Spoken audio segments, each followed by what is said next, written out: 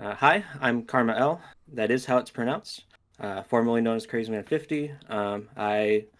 You might know me from some Geometry Dash levels, either ones that I've made or ones that I've beaten over the years. Um, that's me. Well, happy to have you on, and you actually just answered one of the questions. Your name is pronounced KrmaL. Yeah, I mean, honestly, I've heard people say KrmaL so much now that I'm like reading it that way. So Yeah. really, it doesn't matter. Like, like I've Yeah. caught myself like reading it as KrmaL. I'm just like, you know what, whatever. No, I get that. I've seen KrmaL, Carmel. Yeah, So it's whatever. I've always said like you can pronounce it however you want. It doesn't make actual sense yeah. spelling wise. I just needed it to not be Crazy Man 50 anymore. Mm. So that's all it is. Alrighty, and we will get into that later. But right now, first question we always ask this: are you mentally healthy? Um, I would say like I feel like I'm better than I have been in the past, but there's always room for improvement. I've been trying to stay conscious of mental health Mm-hmm. in recent years, especially. I know there's always something going on and something want to try to get better with on it, if that makes sense. I don't know if that's kind of vague, but yeah. Yeah. Um, I've been like kind of observing like my behaviors like from sort of like an outside view and just trying to like um make sense of my brain and like how to take care of myself better, I guess. Yeah. Yeah, I've been kind of I don't know if anybody relates to this, but it's very bipolar, especially in the winter time Mm, with my mental. And I mean, I live in a state called Minnesota where it's negative like 20 sometimes. right. It's crazy. I've So, definitely experienced seasonal affect depression, stuff like yeah, that, I think. SAD. Some years. Yep. Yeah, I have that as well. I think my whole family has that. Mhm. So, but um I guess we'll go straight into a question about your levels. And Okay. a lot of people asking about deleting your levels because there's a lot of controversy, but that comes naturally. But if you had to delete one of any of your rated levels, which level would you choose and why? Dang. Let me open up a GD browser here. I gotta remember what I got here. Um, I mean the boring answer is alive because that's like hardly my level. But yeah, either that or probably low death. Low death like doesn't need to exist, and Mm. like I probably shouldn't have even released it to be honest. So yeah. Yeah, yeah. I had a conversation with some buddies before this and showed one of them the questions, and they were like, "Ooh, I think the answer to that will be low death." And I was like, "I've I guessed alive or Well, you got both right. You're both right.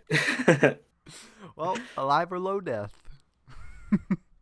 Yeah, I mean, low death. I think I literally did delete at one point, or at least I put up a post on my profile saying I did delete it, like before I ever released it, just because like that level came with a lot of strife and just a lot of headache, and like it was Yeah, an inside joke that went too far. So I there were a lot of times where I just kind of wished it never happened. yeah. Well, I guess we can pan to a question. I guess kind of would require you to go into a little detail, but out of all the wait, Yes, out of all the levels you could have turned into a super buffed version, why did you choose High Life? Yeah, so the story behind that, um, some people might know the level Rearmed is sort of like a redo of the level Unarmed. Mm-hmm. Originally, Migward made High Life, and uh, I kind of like was really into his style, and I wanted him to try to like decorate Unarmed for me because I had no like established creator skill, I guess. So he was supposed to be the one to decorate Unarmed for me, and he did like a little bit of like the block design and stuff. And then like the progress just kind of fell off from there.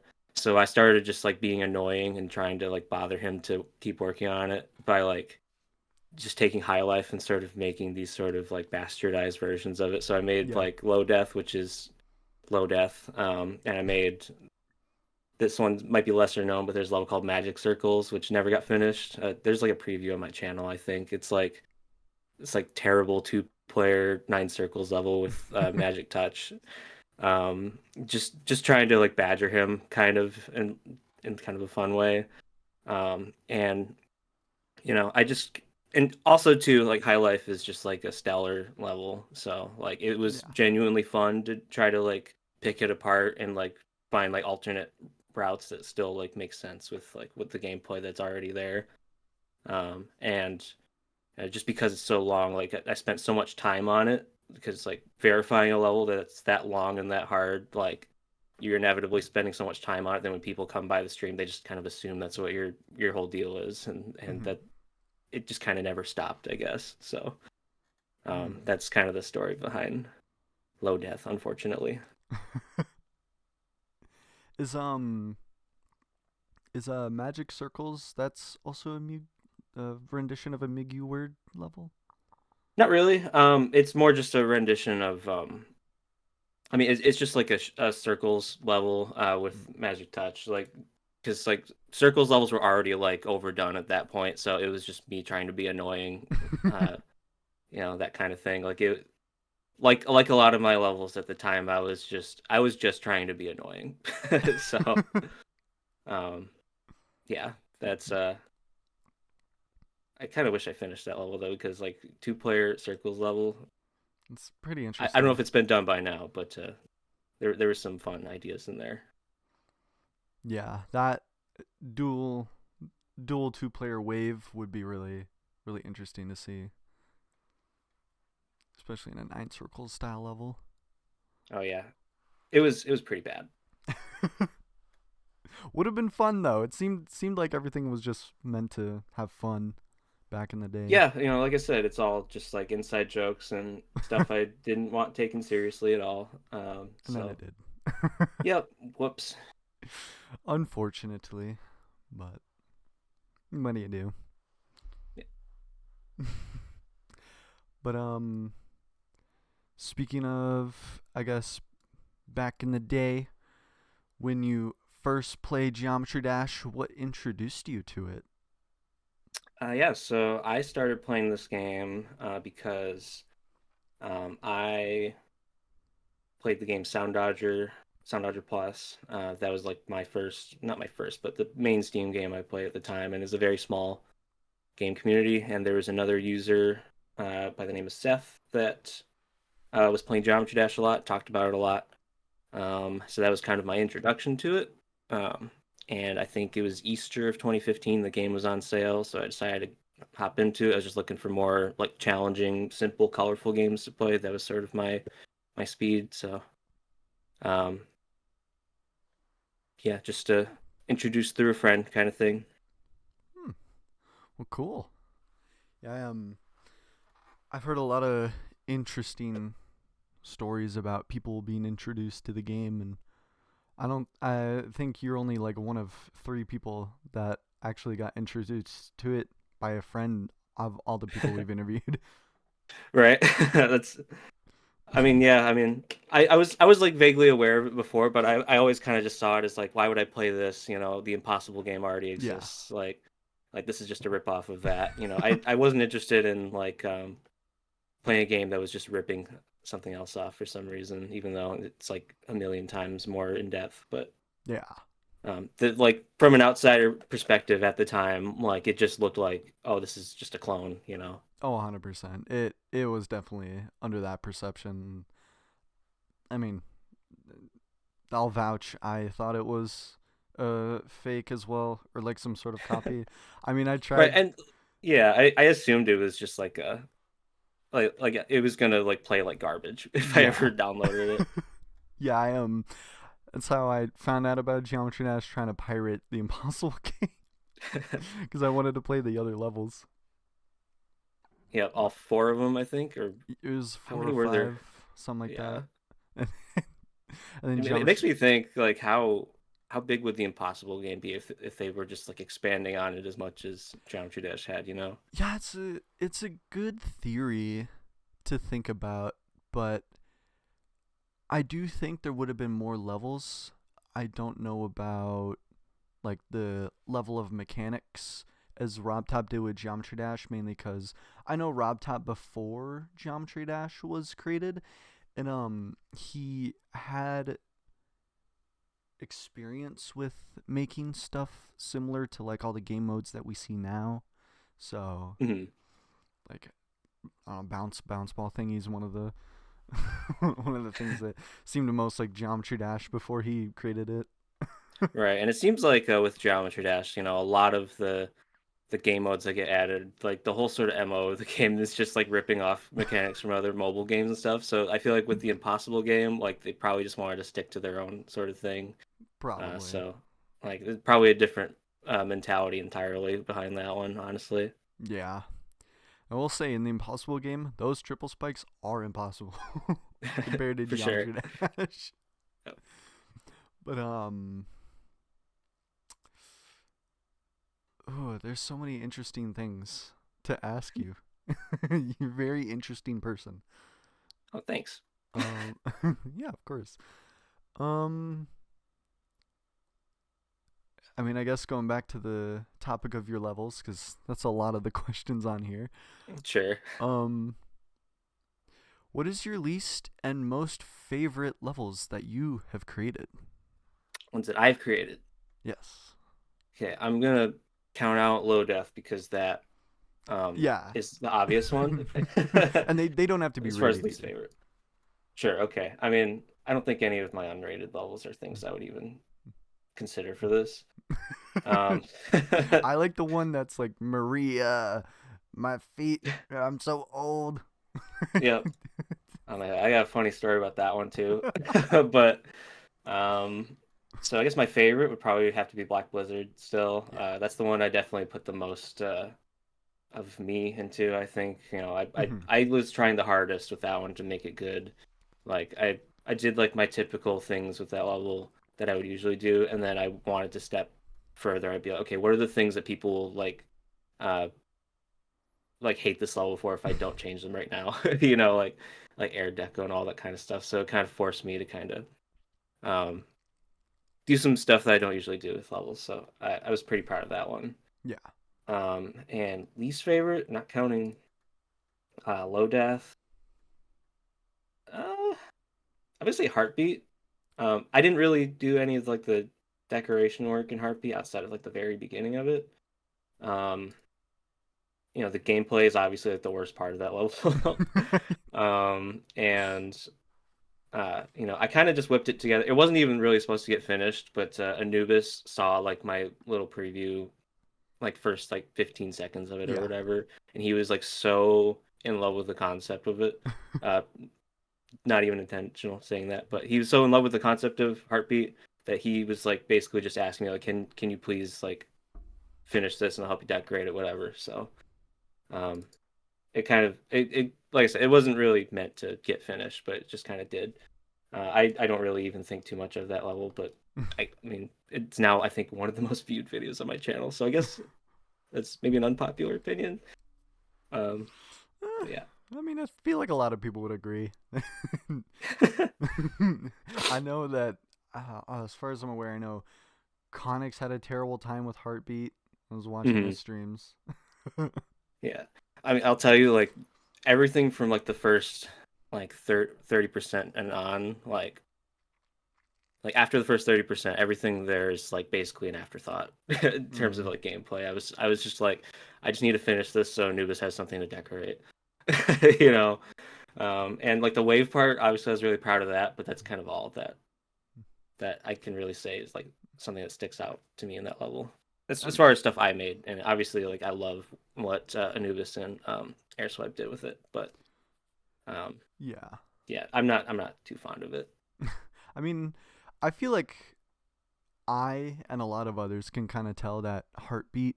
Like the first, like you said, the first 30% or so gameplay does feel like it's you. Like the mini cube, especially, it definitely feels like you. And then the wave Yeah, feels like you, and then the rest, it kind of doesn't. yeah. I mean, I still tried to like make it like somewhat interesting. Like the UFO part, I definitely was like having a little fun with like doing sort of like Oh yeah, motion, sort of making it like a dance to the song kind of thing. Um, things like that. But a lot of it was definitely just kind of whipped together. yeah. Um, are there any honorable mentions of your most and least favorite levels you want to go into? Honorable mentions. Let's see. I mean, Lit Fuse is an obvious contender for my favorite. I'm astounded that that level holds up as well as it does, just because I made it in like 2 weeks, and like I was just kind of rushing it. Least favorite honorable mention. Elite Z Rebirth is probably an obvious answer there, Yeah. but I mean, honestly, I mean that level, that one's also kind of like a joke, so I can't even really hate that one too much. Yeah, we'll go with that though. I mean, High also is kind of like a goofy one. Yeah. Another one that I just sort of like whipped together just in the interest of like making something fast. So there were a lot of things I would definitely have like spent more time on looking back on it. Yeah, I definitely think uh going on Lit Fuse, I personally one of my favorite insane demons in the whole game. Unfortunately I haven't beat it, but I got it in 2 runs and it was probably some of the most fun I've had playing the game. I'm glad. A lot of people, I'll look at like people's like video descriptions of them playing the level, and they'll say like, "Wow, this level put me to sleep." You know, Ah, it's definitely fun to watch, but then when you're actually playing it and you're spending most of your time like the quiet beginning, it can kind of be a lull sometimes. yeah. That's why I like it though, cuz it's quiet, but then the gameplay makes it like I don't know. I guess I love weird gameplay, so naturally I'm gonna love the gameplay that you make, and the gameplay, the cube sections that you make in all your levels are very fun in my opinion, and Well, I'm glad. the Lip Fuse is no exception. I love that with the quiet, apparently to other people boring part is risen by the fact that it's cube timings that you kind of got to be pretty precise on, especially for an Yeah, insane demon, which is it nice. definitely felt, especially at the time, like something that wasn't explored too often, like making hard gameplay to sort of a quiet Yeah. song. It doesn't have like a whole ton going on energy wise, and I really liked the sort of feeling you get when like you spend a lot of time there and then you finally make it to the drop. It kind of feels like I don't know, like like a breath of fresh air when you get there, Yeah. kind of. Yeah. And definitely I don't know if other people agree with this, but I don't think the ship, that long ship section is boring. Um and I guess for me the duel, it's just kind of tiring to hit it, to like maintain the ship in the middle and then the UFO and then like it's nice once you get past that ship UFO spam and then you do the wave and it's just kind of like so much more easier. And then oh Hmm. my god, that this section with the spinning star, that whole section is great. Like Yeah, that part I was proud of it. I definitely felt like I cooked with that one. I basically built that part first, and I was just like adding like layers to that background stuff and just sending them in Anubis's chat. Like, look at this thing I just made. And that was sort of my like primary motivator to finish that level. Was just like, okay, I made this really cool ending. Now I have to make everything else. The the dual part was definitely the last part I made, and I was definitely just trying to get it done. And I kind of wish I spent a little more time on it because that part is like the only part I'm really like this is kind of nothing. Mm, But overall, I'm still very proud of it. yeah, rightfully so. You should be proud of it. Is I don't care what people say. In my opinion, Lit Fuse is great level, very great Thank you. level. And I guess we'll kind of shift the topic of all the levels, and we'll go into probably your weirdest level. What is the context behind the creation of Hungry Humphrey? That's a really common question for me, believe it or not. Um, so I used to have like a it was a curious cat page where which is a site where you could like ask someone questions Yeah. and you could just like answer whatever ones you wanted. And that was probably the most common question I got in there. Is like what was going through your head when you made Hungry Humphrey? Um, so that level was basically the product of boredom. Like I literally just in someone's stream chat. I forget who it was, and uh, I was bored out of my mind that day, and I just the phrase "Hungry Humphrey" just kind of came to my brain, and I was like, I should make a level with that title right now so I could get a reaction out of the streamer. And obviously, like it was not going to be done by the time this um, the streamer was like still online. So like I basically just like literally pulled up Newgrounds and used the random song feature and just took Yeah. literally the first song that it gave me. And I was just like, okay, let's just make a level out of this and see what it turns into. And I was just like trying to make it as weird as possible to like just in theory get like a reaction out of someone. And I was just sending clips of the level as I built it to like members in GS. One in particular, CSX42, I ended up like sort of going back and forth with him a lot to like come up with ways to like make the art better and like make the level weirder kind of Yeah. thing, like the pacing and stuff. So he's actually credited in the level at the end, so you can't see it because it's black text and black background, but he's there as like a creative director.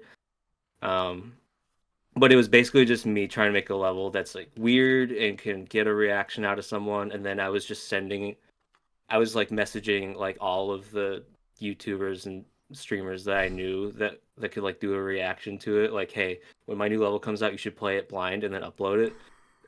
Like, so that was I was just bored and craving attention is basically the whole thing. I mean, I slight feeling I don't think you probably would have had to tell people to view it blind because oh my god.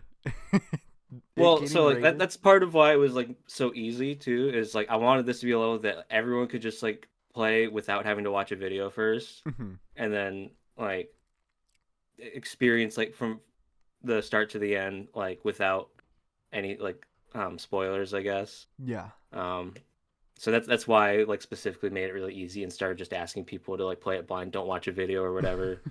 Um so yeah, that's sort of the idea with that one. Well, very surprising level.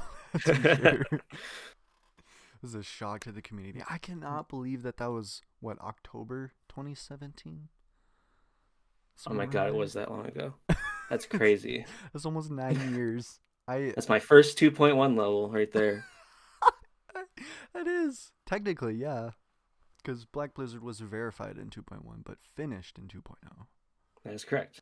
Yeah, yeah. I feel like a lot of people don't realize that Black Blizzard is a 2.0 level, even though it was verified like a month after 2.1 came out, somewhere around there. Something like that. Yeah, I don't know. I don't really hear people talk about it as a 2.1 level, but I guess I don't. I mean, usually people don't really talk about them in terms of version anyway. I guess, yeah.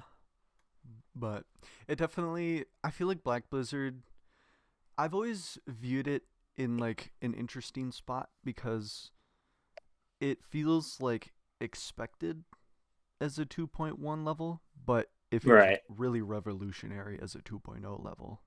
Mm. So, Yeah, I was kind of gunning for that to get like an epic rating even when 2.1 came out, but I think the reasoning I got for why it wasn't is because the gameplay is too buggy, which, fair. well, a lot of people, at least top, I know a lot of top players would beg to differ, especially Nepesta. He is very, very Well, vocal about it. You know, right. mid Well, I level. think I can kind of understand because, like, when 2.1 just came out, when you're marking a level as epic, like that's a level that everyone's gonna click on and play. Yeah. And if you're gonna mark Black Blizzard as epic, you're gonna get a ton of people clicking on it, and they can't get past the first 1%, and they're just gonna quit. So like I can't really blame Rob for like trying to like keep the image of epic as like this is like the top standard of levels, even though like it kind of isn't that anymore, I don't think. I mean, But nah, no, really. yeah. Because I know the Spectre top 15, I think that's epic. I think that's the I'm not hardest epic rated. I don't know if I'm familiar with that one. It's a Zodiac, unofficial Zodiac sequel. Gotcha. To be clear, I'm Unk at this point. I don't really keep up with No, I the get it. happenings as much. Yeah, I feel like we're all aware that you kind of have like a cloak on right now, lately. Sure. Just kind of hiding in the shadows. Hmm. But yeah, right now I think Spectre top 15 is the hardest epic, and then there's this level called Waterfall. I think is top 60. That is the hardest legendary rated, Oh, if I remember gotcha. correctly. Yeah, So honestly, the epic rating to me, like just the instant it came out, I still feel like it was given out to too many levels. If I'm being honest, to me like that's something you should have reserved for like maybe one level every few months or something. yeah, But that's just me. Like I felt like if you're gonna make a third distinction from a rate and a feature, like epic should be something like this is like the pinnacle of the game, and it just kind of felt like it would show up every week, and it's like yeah, whatever.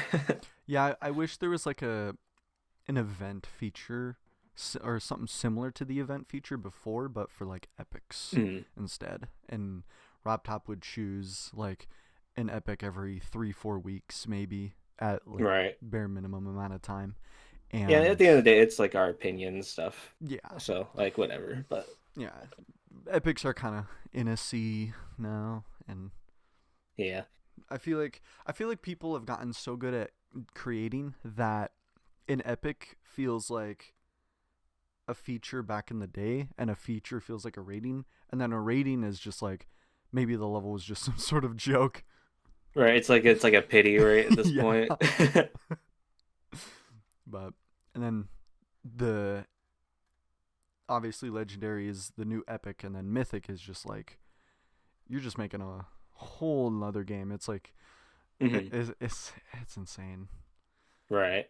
People are so freaking talented in this They community. are, honestly, like I'm pretty consistently impressed with what I see in this game, even though like I'll like rag on about how like there's a lot of boring levels out there. Like at the end of the day, it's impressive considering it's just like kids just like making stuff just out in their free time or whatever, and it's like Yeah, a lot of it is like really cool still, like for what it is. So a I hundred can't percent. I can't really knock it at all. Yeah, I fully agree. I think it's nice that, especially one of the things that I feel like really helped the decoration and pretty much helped the entire internet world evolve a lot as a whole was the lockdowns. Like Oh everyone, yeah. everyone had so much time and so much things where they could just pass the time and learn things. And also, speaking of COVID, I gotta commend you for beating low death like 3 weeks before April 1st and then Oh beating it yeah. on April 1st. That's Yep, that was the plan there. Honestly, like most of my lockdown time was just spent playing Hypixel Skyblock. But same. with low death, yeah, I did want to just like wait for like the sort of talk of that level to quiet down before I ever came back to it. And I thought like very start of 2020, I was like, this is probably the time to do it. And I was like basically just like sort of reporting my progress to, like Migward and a couple other of my friends like, yo, this might actually happen now this year. And I think setting the goal of April 1st as like a funny date to do it on definitely helped me sort of motivate myself to uh push onward with it. And like normally I hate setting like due dates for verifications or whatever, because like I've done it so many times, like setting a deadline for you to beat a level in a hard game is terrible. Yeah. Like for contest 3, I was like trying to like beat a bunch of those levels to record for like the results video, and I wanted to have that done before the third of whatever month it was because it's 3 or whatever. Yeah. And there was also, I forget what it was called, Ultra Sands, a level I was verifying for like Halloween one year, like stuff like that where like I had to do it like the day before a certain date. Like that stuff is like unbelievably stressful. But for like low death, considering it was done in secret, like if I somehow missed the deadline, it's like, well, I can just wait another year. So Yeah. it was like a deadline to keep me motivated, but also it wasn't so stressful because I could just like if I missed the deadline, there's always next year. So that was the one time where setting a deadline felt healthy for me, I guess. Yeah, no, April 1st was the perfect date for Low Death to Mm. be released, I think. Because I'm going to be honest, I didn't believe it for like a week. I couldn't. I don't know. Low Death still seemed impossible at that time for a lot of people. And I don't it's, know, like it kind of fell out of the difficulty range of like the list and stuff by that point. yeah. And I was kind of that's part of also why I felt like doing it because it's like, man, like it's if it came out years ago, it'd be irrelevant now, you know? So like we might as well just like get it out there so it's done. Um, I don't know where I was going with that, but yeah. Yeah. I mean, I definitely think its relevancy is very carried by the fact that you did wait about close to, actually probably right on 5 years since its creation. That I just that just kind of that doesn't really happen often, and I think the story of Low Death is very unique to a Yeah, lot of there's levels. there's not a lot of levels you could do that sort of thing with, I guess. Yeah, Yeah, it's interesting to think about. yeah, and I also think the merch definitely is something that made it a little more hype, I would say. The the funny t-shirt. Yeah. Oh my God. Like every like sort of thing I did with Low Death was basically me just trying to make fun of people that wanted it verified because I thought it was just stupid to even want the level verified because it's a dumb joke level. So like the t-shirt, the every April Fool's video being about it, like trying to bait people into thinking it was out or whatever, like that was just it was all just kind of to try to like make fun of the idea of this level even like needing a reason to exist, Yeah. like so that's another reason like I chose April 1st obviously because it was sort of a tradition on my channel at that point where if I was uploading on April 1st it was usually about low death or something Mhm. like that. Yeah. And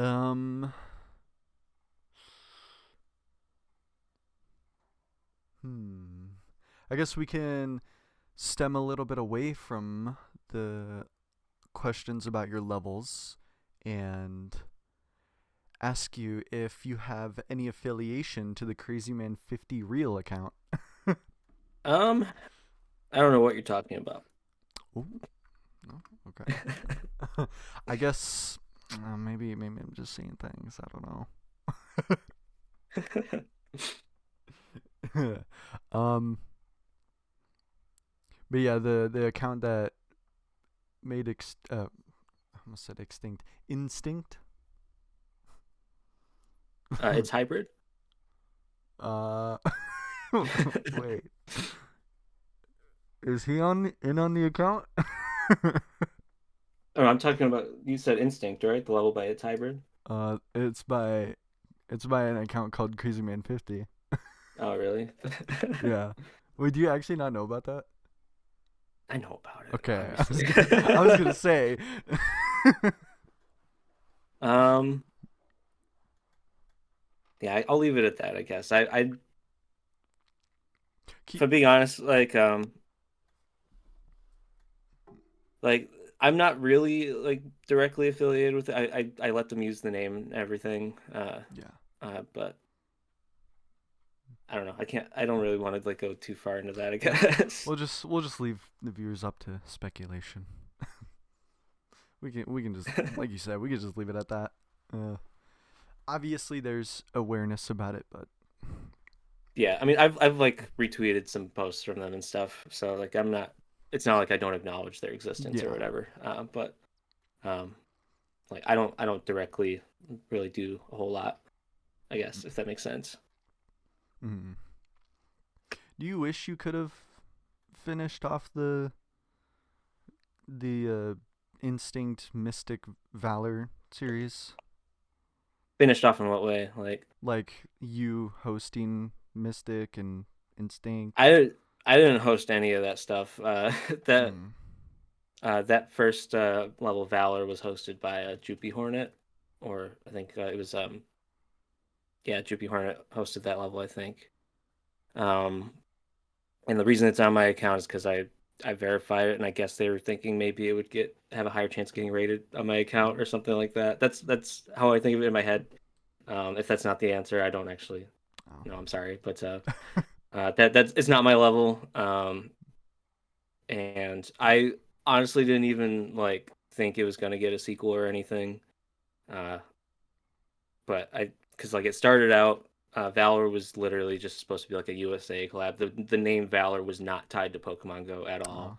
It was literally just like a thesaurus title type thing off of the song title being Vigor.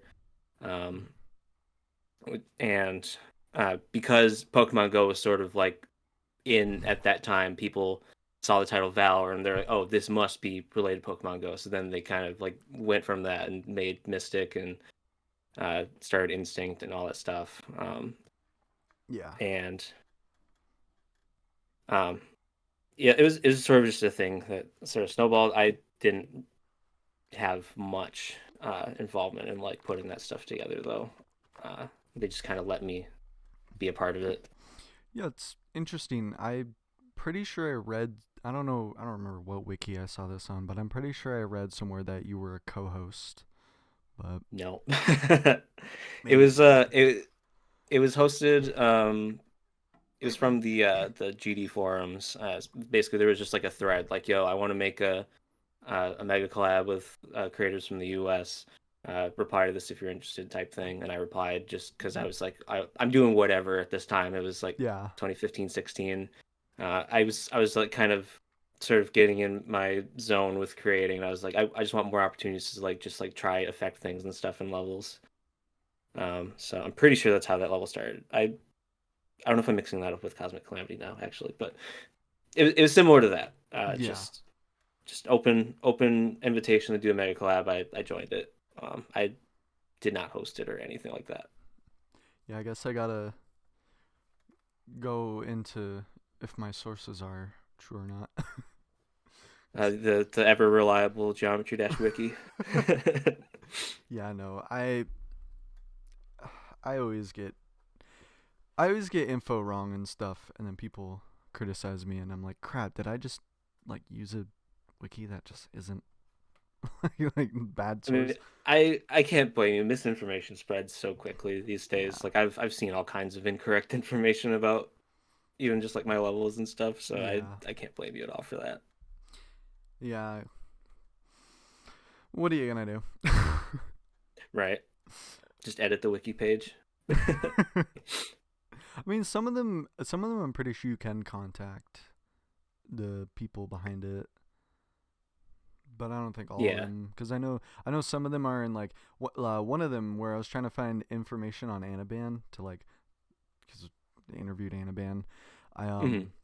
The one wiki I found was like in Russian, and I was like, oh, I can't read this. I don't know Russian, Right. so I had to translate it, and uh, someone that I knew that knew Russian was like, some of the translate is like off because Google Translate is sometimes kind of different to the traditional language. Hmm. So things will be kind of said in a different way when it's translated to English or back to something like Russian. So Hmm. it was really difficult to get like my own questions for Anaban or any information on him because For sure. there's no English wiki for some reason. So Yeah, and I think the language barrier is also a pretty big thing, and like Yeah. the information sort of getting shifted on like the wiki pages and stuff, because obviously like there's a pretty big Spanish community for the game too, and like a lot of things that like players will say or do will kind of get misconstrued a little bit through like the translation. Yeah. So like there's a lot of stuff like that that just kind of happens. Yeah.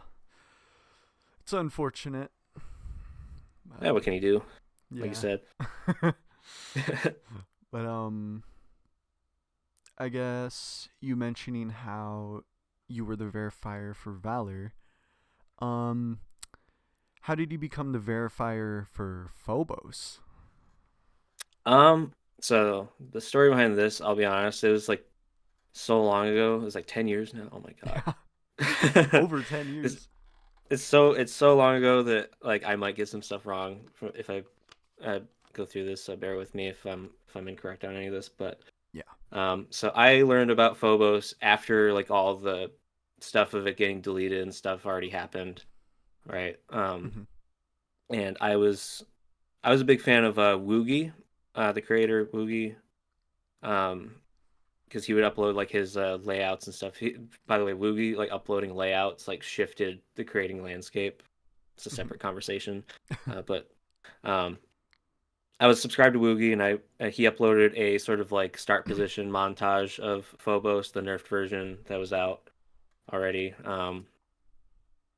and like it was such a weird, janky level that like I just found it really interesting, and I didn't really think anything of it at first, but then one day I was rewatching it and I was just like, I just want to try this just because it looks so goofy and weird and I'm bored.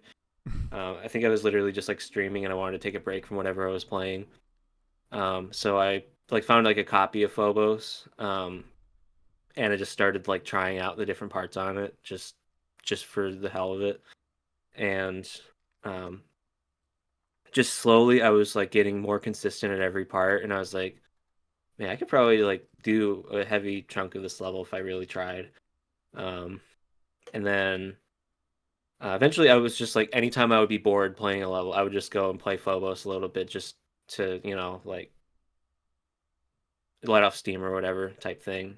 And I was slowly getting more and more consistent in every part of it. And then one day, one of the creators of the level, I forget who it was, um, one of the creators of the level noticed and sort of messaged me and was like, "Hey, do you want to like just like verify the level?" Something like that.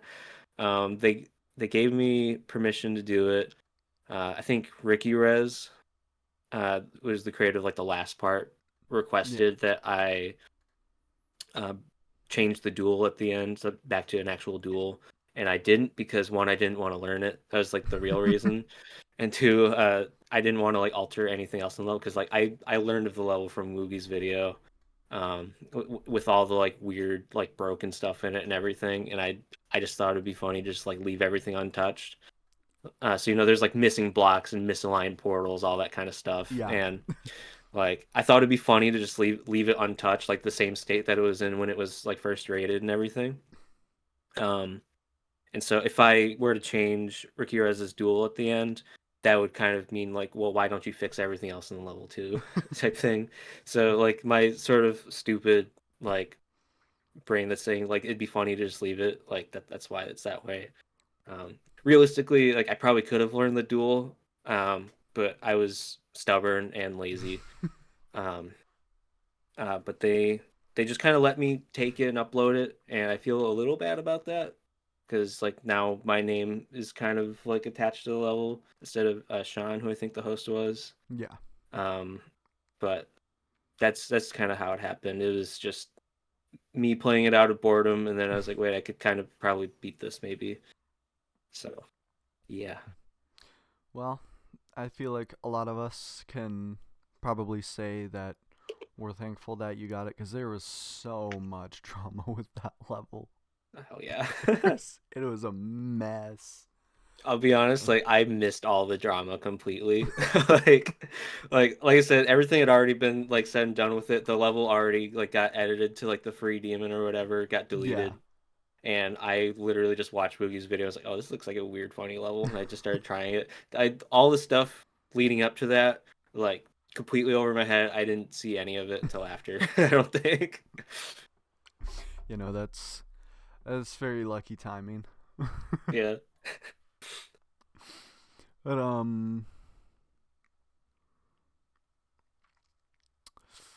hmm. I guess we'll go back to another funny question. Okay. Did you plan for don't rate this level to be rated? Um, I mean, I can't plan on any level being rated. But I did make it with the thought that it'd be really funny for a level called Don't Rate This Level be rated. Um, and that's one of those levels that was sort of just born out of me trying to be funny. Like I think I was literally like I was streaming and I was on a call with a group of people and we were just like going back and forth, joking around and stuff. And I was just like building this level as a way to pass time. It was like me just trying to like make a level that's sort of a parody of like all the annoying things I see in featured levels at the time. At least the way I interpreted those sorts of things. So there's all kinds of like dumb, broken things in that level. There's like the portal in the middle of the pillar where you get the coin. There's you have to get the low detail key to unlock a coin. There's like bad transitions, like incorrect lyrics, all that stuff. Um, so I was obviously just like joking around making that level. I with that being said, I didn't necessarily expect it to get rated or anything like that because like I said, you can't just like expect that. Yeah. But um I did specifically ask Rob if he could rate it. He basically like the next day after I uploaded it, he actually visited my stream just happenstance, right? And I was like, "Yo, Rob, check out this level," and I beat it on my first try. So I don't think he even realized that the wave at the end wasn't an auto because I literally nailed it my first try when I was showing Rob, and he was like, "Okay, why not?" So um, yeah, wasn't expected, but it was something I kind of built with that sort of in mind, I guess, is Mm. the answer to that. Yeah, it's another very. I don't even recall if there was like so much drama with it, but I know Just it a little bit. was. There was a little bit where people were like, "There's bias towards the big creators," which Yeah. I mean, obviously RobTop's gonna see the bigger creators levels first, unfortunately. Hmm. But Yeah, there's definitely a valid conversation there, but I do think people kind of overreact to it a little bit. yeah, But it's. that's also probably just because I'm in that position, so maybe it's not my place to say. I mean, I don't have a rated level. I haven't. I guess I haven't even really tried to get a rated level, but I will say if Hmm. I put in the time and effort and didn't get a level rated, it is what it is. I mean, I guess from the perspective of like whether or not don't rate this level is made by a famous creator or whatever. Um, you can't deny that it's funny It's really that funny. to Yeah. ask Rob to rate it, and he does. You know what I mean? Like I think that in itself, like as long as the level isn't anything like offensive, Yeah. that's something that is just fun to see at least one time. If it was done by someone else, and people do similar stuff all the time with like funny level titles because it's funny to see a level like that get rated. Like you know, I would not be offended if someone else made that level and got it rated. Is all I'm saying. No, it is really really funny. Like, Mhm. oh my god, could you imagine if someone else did it and they just made it completely different? Like the level itself is iconic as well. Mhm. I, best choice for the song to put misheard lyrics For into. sure, yeah. I was really having a lot of fun with like the misheard lyrics thing, and it's especially funny like reading comments like I think you got this word spelled wrong. Like, did you look at the rest of them? Oh my god, it's so funny. um,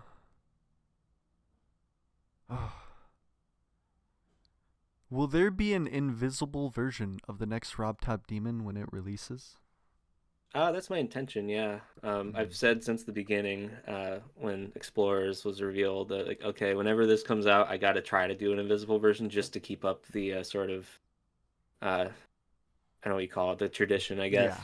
of me beating invisible RobTop demons. Granted, I don't know if I'll be able to do it, but I'm gonna try. Well, as a pretty frequently asked question in the community post that we made, which, Oh, really? yeah, pretty expected, which, Yeah. Like I wanted to do like literally every RobTop level, and then I realized like this a lot of this is boring. If I can do Deadlock, obviously I can do Invisible Polargeist or whatever. yeah, There's no reason to keep all that stuff on my account. yeah, But all the demon levels I feel like are at least like a challenge that's worth like bragging about at least a little bit. Like, yo, I beat the hardest main level without seeing it. It's just kind of like even if you're not like a Geometry Dash player, like you can like look at that and be like, well, that's a pretty cool achievement. So that's kind of what the reason I did all that, I guess. yeah. And there's a list for the hardest invisible level as well, and I'm pretty sure it's Oh my still God. like top 50 on it or something, or like The amount top of 20. like insane invisible level completions there are now is like it's crazy to me. Like the kinds of stuff people are able to do. Like Blind Blizzard, like Blind how? Blizzard, there's Sightless Sightless Sandstorm. Sandstorm. What's the one? Invisible Fake Doom is like probably the Yeah. one I was the most impressed by when it came out. Like stuff like that, like just it's it's a different angle for the game, and I wish people kind of like respected it more. People like get on me about Invisible Deadlock being like, oh, you literally just put a trigger in the level. Which, first of all, I didn't just put a trigger in that level. I had to change all of the like fading blocks because those aren't affected by alpha triggers. So I changed like maybe 20 objects in that level, not just one. Um, but like, I feel you got to recognize that, something like that is more just like a challenge than it is like a creating thing. And, not everything has to be like an intricate like creative project necessarily to Yeah. be like worth doing or worth uploading or sharing or rating whatever, in my opinion. Even if it doesn't take as much skill to make it, like just have a little fun. you know Yeah. It's a good outlook, and oh my god, so many people asked about it getting rated as well. Like that yeah, the story 100%. behind that, I don't know if you're asking me about that, but I mean, if you want to, you can go into it. yeah, I've kind of talked about it before. I think it was Aeon that made a video sort of talking about the story behind that. And he kind of asked me a bunch of questions about it. Mhm. And I used the phrasing that I like harassed RobTop to get it rated, which, maybe wasn't the best phrasing because now people look at it as like, oh, I was hounding him every day.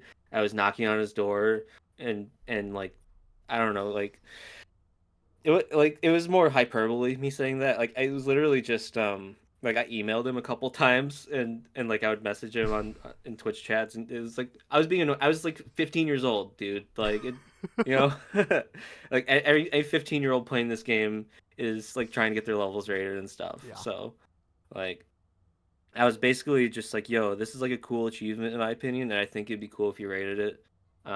And eventually, I guess he just had enough of me asking about it, and that's kind of what led to him giving me like the option to get one rated, and I had to basically choose between the three of them. Yeah. And I obviously picked Deadlock because it's the hardest one. Looking back, I would have picked Clubstep because then there would have been three rated Invisible Clubstep levels, and that'd be really funny also.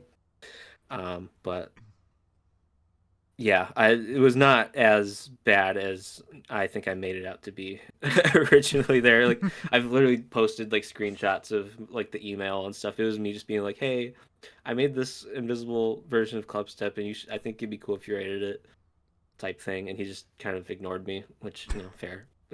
But yeah, Yeah. Well, I do think it would have been funny if you picked Clubstep. right. It's weird that it's weird that it happened twice. Definitely, yeah. It would have been even weirder three times, I'd say. But even like it is weird that two of them, like basically independent of each other, existed that were just like the fading blocks. Like Mhm. that on its own is like, and you got to keep in mind too, like at that time, you can just like copy the level and replace all the blocks. Like I'm pretty sure you had to just manually recreate it for something like that. Correct me if I'm wrong.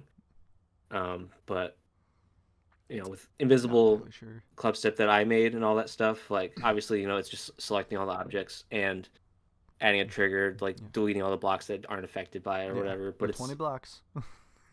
yep, the 20 blocks. And the other thing, there's no select all button in 2.0. So I had to manually like click and drag to select all the blocks too. So that Yeah. took an extra like maybe 5 minutes. So it took more effort than I get credit for, is Yeah, all I'm there's saying. effort, guys. Yeah, It's like people think you snapped your fingers once, but you actually snapped your fingers 10 times. exactly. You get it. You understand me. um, I guess you brought up the word tradition earlier, and that kind of triggered something in my brain. So I'm gonna ask one of the traditional questions that we ask everybody. What is your biggest regret in your GD career? Low death. I um, expected. we're gonna keep coming back to that. Honestly though, I gotta kind of think on that.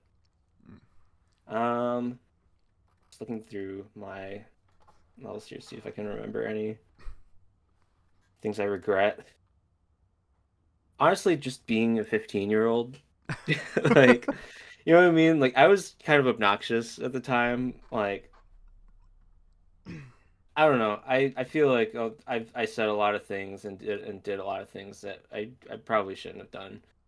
Yeah, I Just relate. like, being in the online space, like, obviously like hindsight's 2020, but I was um I even remember things like, doing like the Riot interview, because I've done a few of these like sort of podcast type things Yeah. before. And when I did the Riot one, I remember like I recently saw like a little clip of that and how much I was just like swearing like a sailor and all that stuff and just being like obnoxious and unfunny. I'm like, man, was I like this all the time? You know, like um like obviously, it was the moment. I was young. But there were some times where I would just kind of like explode on people and stuff in my chat, just because I was like annoyed or whatever. And what can you do now about it? But like, I think I let myself get annoyed really easily at that time, and I probably burned some bridges with people because of it. Um, but you know, it is what it is. Yeah. Well, I feel like one of the most justified, at least in my opinion, I feel like one of the most justified attempts of like trying to, I guess, not really attack people, but kind of just like be in a defensive kind of state is everything with people trying to like leak Dimension and the song and all that and the artist. Like that makes Yeah, I sense don't to me. know. Yeah, it's definitely a thing that gets brought up a lot and maybe misconstrued a little bit. Because like with the Black Blizzard and Dimension thing, like obviously, um, it's weird to like hide the music creator stuff like that when it's like, that's your content or whatever.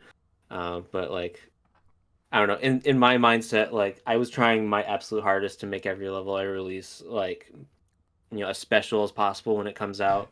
Yeah. And part of that to me was like, having a song that, not many people have used yet. And that was something I did with every one of my levels up to that point. I would try to kind of just conceal the song, not really talk about it much during my streams. That includes like Follow Me Up and I think even like High and Let Fuse, whatever. Yeah. I might be like misremembering a little bit, but stuff like that, like I was just trying my hardest to like make it uh, more special when it came out. I mean, because like when you think of any like iconic level, like the song is kind of like intertwined with it. You know what I mean? So um, I was just kind of trying to preserve that. You can agree with that or not, whether that's like a reasonable thing to do. Um, I wasn't like stopping anyone from going and looking up the song or anything like that. I was just kind of trying to keep it out of my chat because it's my chat. I can do what I want. And I think because I was doing that so much, people kind of got the impression like, oh, he hates this. We need to like spam this in his chat all the time, whatever. And then it got to a point where it was less about people revealing the song and more just about people like being annoying. Yeah. Like hey, you don't want me to say Dimension, right? Type thing. Like that was something that happened a lot. Um, So it became less about hiding the song and more just about people like getting on my nerves. Um, so yeah, it was a whole thing. Um, I mean, but yeah, definitely something I would say I regret too is just like that whole thing. I think I was definitely really like insecure about the idea of um like a song sort of getting stolen, if you want to call it that. Because I was worried. I was genuinely worried at the time. My stupid 15-year-old priorities were like, um, if someone beats me to the punch on this level, your level's not going to be as fondly looked upon or whatever. Because that's how I personally viewed levels. Like coming from the Sound Dodger community, at least in my mind. Because in Sound Dodger, like levels are two songs. They're charted two songs. If you like, you're weird if you title anything but the title of the song, right? And like, if someone makes a level to a song in that game, it's like that's the level for that song. And if anyone else makes a level to the same song, that's strange behavior, at least in my mind. In like most like, yeah, I feel that way about a lot of like rhythm games and stuff. But with Geometry Dash, it's just kind of in the culture to like name your level something different from the song and make it its own thing. yeah, Um, so like I was still trying to just kind of preserve that notion of like whatever level comes out first and like blows up with this song is going to be sort of the defining level for this song. That's why I'd always try to choose something that I haven't really seen getting used a lot. Um, and so I was kind of just trying to protect that sort of notion, at least for myself. And it felt uh, pretty scary too when the project for I forget what it's called, Digital Descent started, because that was still before Black Blizzard was verified. So I was like, oh my god, we're gonna have another Creo level get uploaded before my Creo level, and that's gonna like ruin it somehow. So I was like stressing out about this probably more than any sane person should. But that's just kind of what was going through my head at the time. Obviously, yeah, like a lot of that stuff is not reasonable, but like I said, I was a kid, so yeah. whatever. You just overthink a lot as a kid. Everyone does it. Hmm. So, I still do. So I mean, I do as well, but it's more rational overthinking instead of just doing it in sparks. hmm. But I guess we'll keep on the topic of Black Blizzard. Um, this might be the most controversial answer to any question that I Okay. ask you. How do you feel about Dark Dimension? Oh, I have not spoken on that level, have I? I'll say that it is flattering that it exists. Yeah, I mean, I've made my feelings pretty clear on like remakes and stuff. Like I think that's part of why I haven't really spoken on it. Um,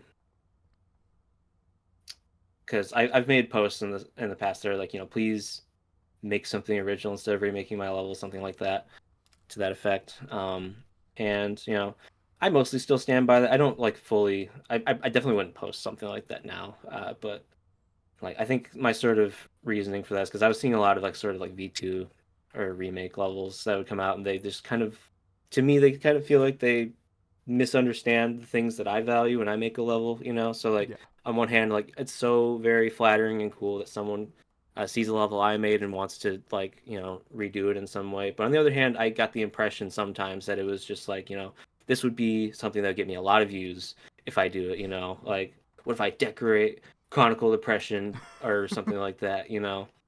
Um, so it was something that I was a little wary about, and the only reason why I think I posted something like that is because like I would get a lot of people like who would like make something like that you know I don't like, and then they message me about it like, hey, check out this thing I made, and like internally I'm just like I don't like that. You know what I mean?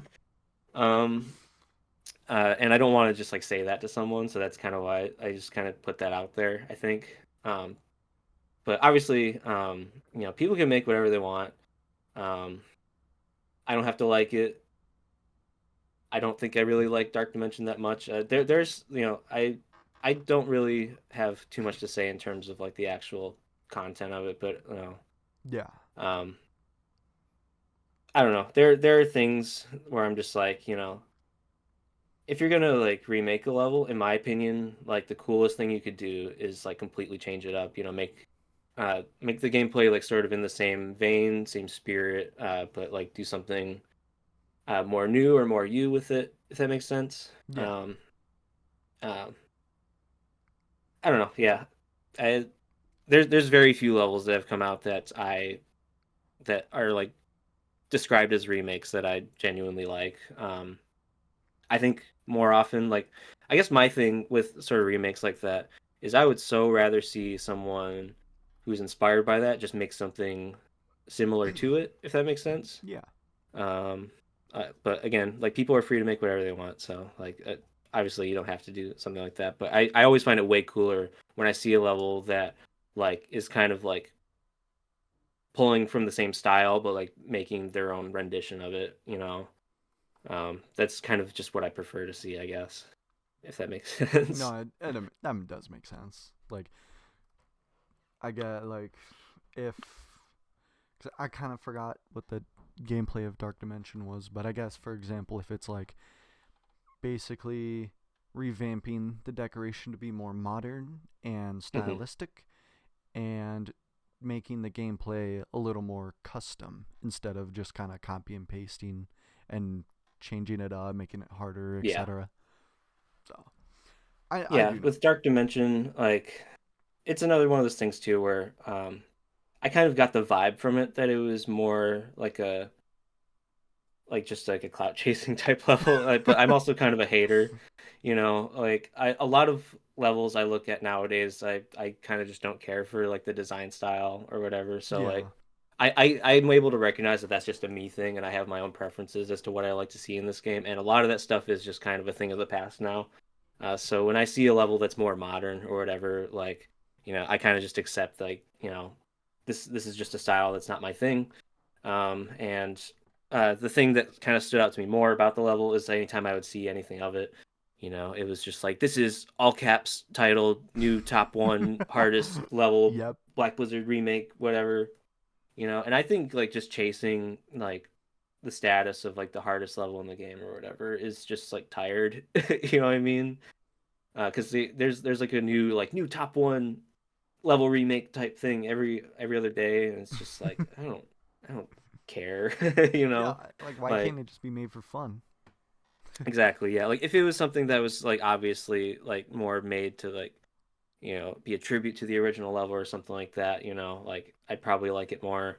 But I see things like honestly the thing that feels the most like a gesture to me in that level is the fact that they didn't put my name in the credits until it was pointed out to them in the showcase video, and then they just kind of like shoved it in the end screen, like in like translucent text that you can barely see.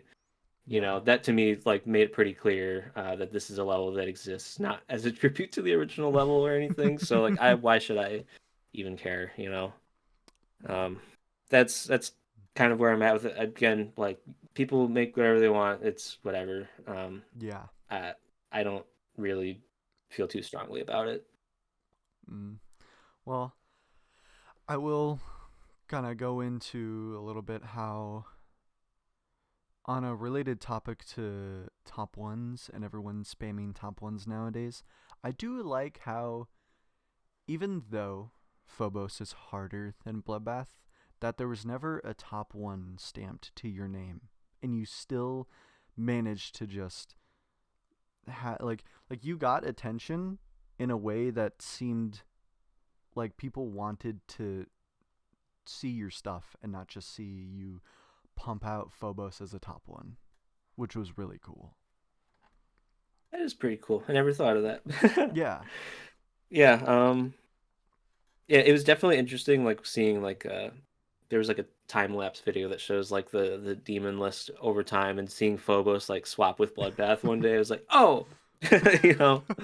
I But at the same time, like I've never really thought of anything I'm doing in terms of like list placement. Like I remember like anytime I would like make a new level or something, as I was trying to beat it, I would get constant messages in the chat like, where's this gonna go on the list? And it's like, man, I don't know. I don't control that.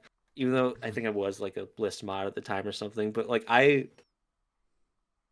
don't play other levels enough to like be able to compare it that closely. I don't care. Um, like I was someone who played levels on the list a lot at the time, but that was less about like, getting a high spot on the list and more just like finding like cool hard levels to play type of thing. Yeah. So when I would like verify Conical Depression or Phobos and it just like gets plopped at like number 2 on the list, I'm like, dang, okay. Um, but uh it was definitely not really about that for me. It was definitely just I like I said, I know I don't really get the whole like chasing. I mean, I get, as in I like I understand the chasing the top position thing because like that's obviously like the most prestigious spot to be in terms of difficulty or whatever. Yeah. But like it's never been something that I've really took interest in, I guess. Mm. Yeah, that's really respectable. I I fuck with that a lot, and I think I feel like it's more impactful with you than most people because, like you said, you weren't trying to chase that, but technically, I guess on a technicality, you probably were the best player in the game for even just a brief moment. That's cool to think about. Like um, you had I'd say sorry, go ahead. Oh, I was gonna say you had Phobos and Conical Depression at number 2 and number 3, and Phobos technically being harder than Bloodbath. I guess on a technicality, you had the hardest level, and then you had the third hardest level. Yeah, it's kind of crazy to think about. And something related to all that too. Like I remember for Black Blizzard, like I had explicitly said like this is going to be my hardest level, and I think a lot of people misinterpreted that as this is going to be the hardest level. And Yep. I think that's something that drove a lot of that stress with that level because like um, pretty much like maybe like even a week or two after I had said that, like I think I remember seeing like some of those like Geometry Dash news type channels popping up, be like, "This is going to be the new top one hardest level," and I was like, "I never said that." Um, and so when I started like nerfing stuff, to make it more doable for me, it got a lot of like confusion, like, "What? This is going to be the top one level, and you're nerfing it? What the heck, man?" Um, So that it definitely was just another thing to add to the discourse around that level is just Yeah. like people misconstruing my words. Like that's I think that's the first and only time I made a level with the explicit intent to like challenge myself and make it my hardest level. So that in its own right was already like a enough for me. So the fact that people were also like getting on me about like this needs to be the hardest level and you can't change it or else you're doing a disservice to the community or whatever, just it kind of drove me mad a little bit.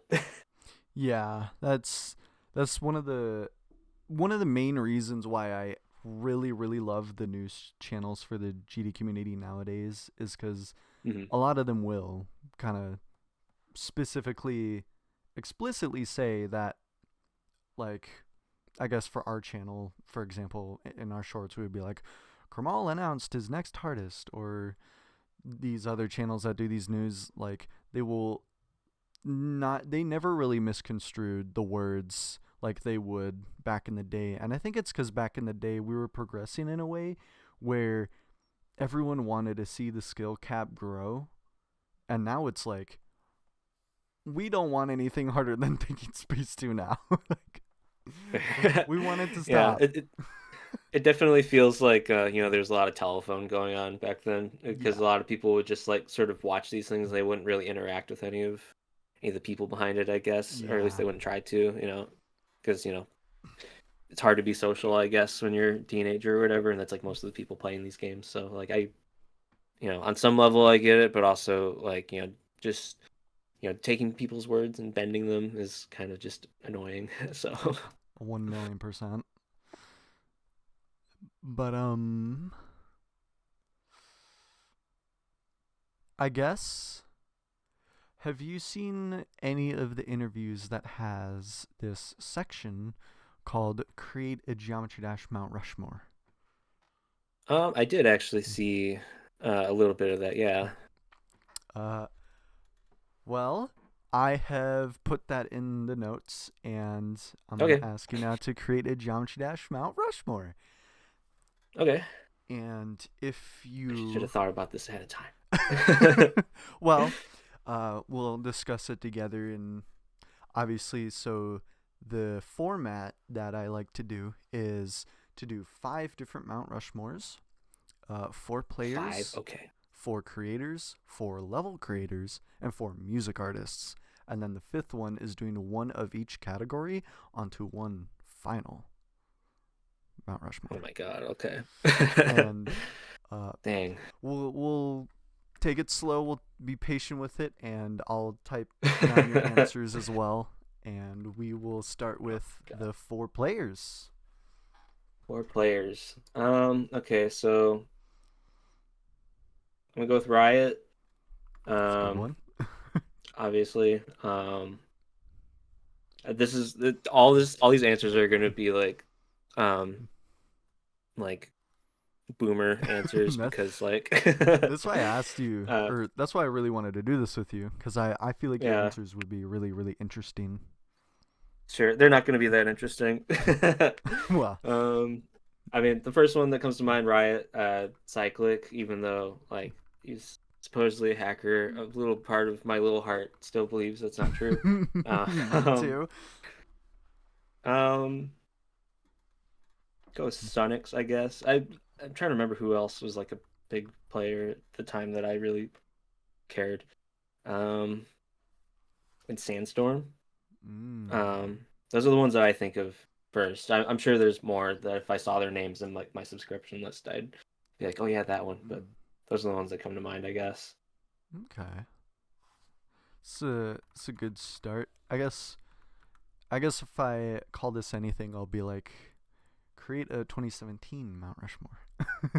Okay. Yeah, we'll go with that. I mean, like obviously I like know the names of a lot of Oh like yeah, the popular like uh zoning.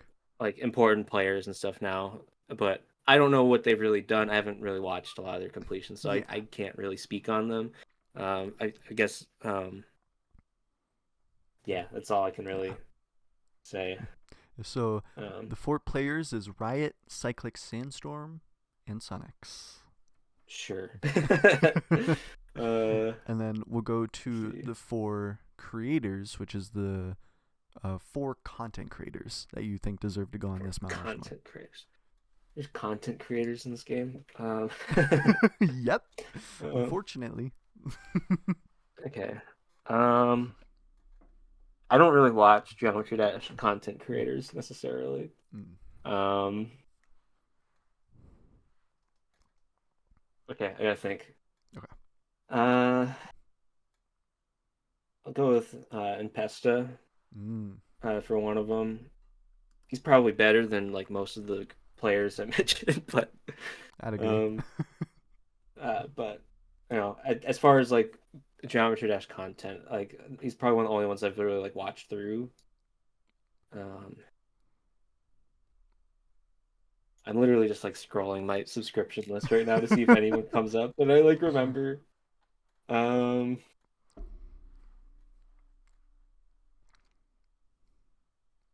give me a second here. No, you're good. Who even are content creators in this game?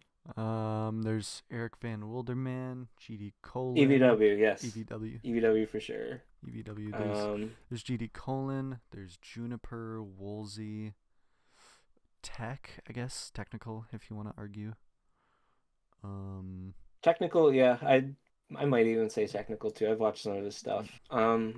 Because like I'm thinking of a lot. I don't want to just like name my favorites necessarily because to me a Mount Rushmore is like people that are like important.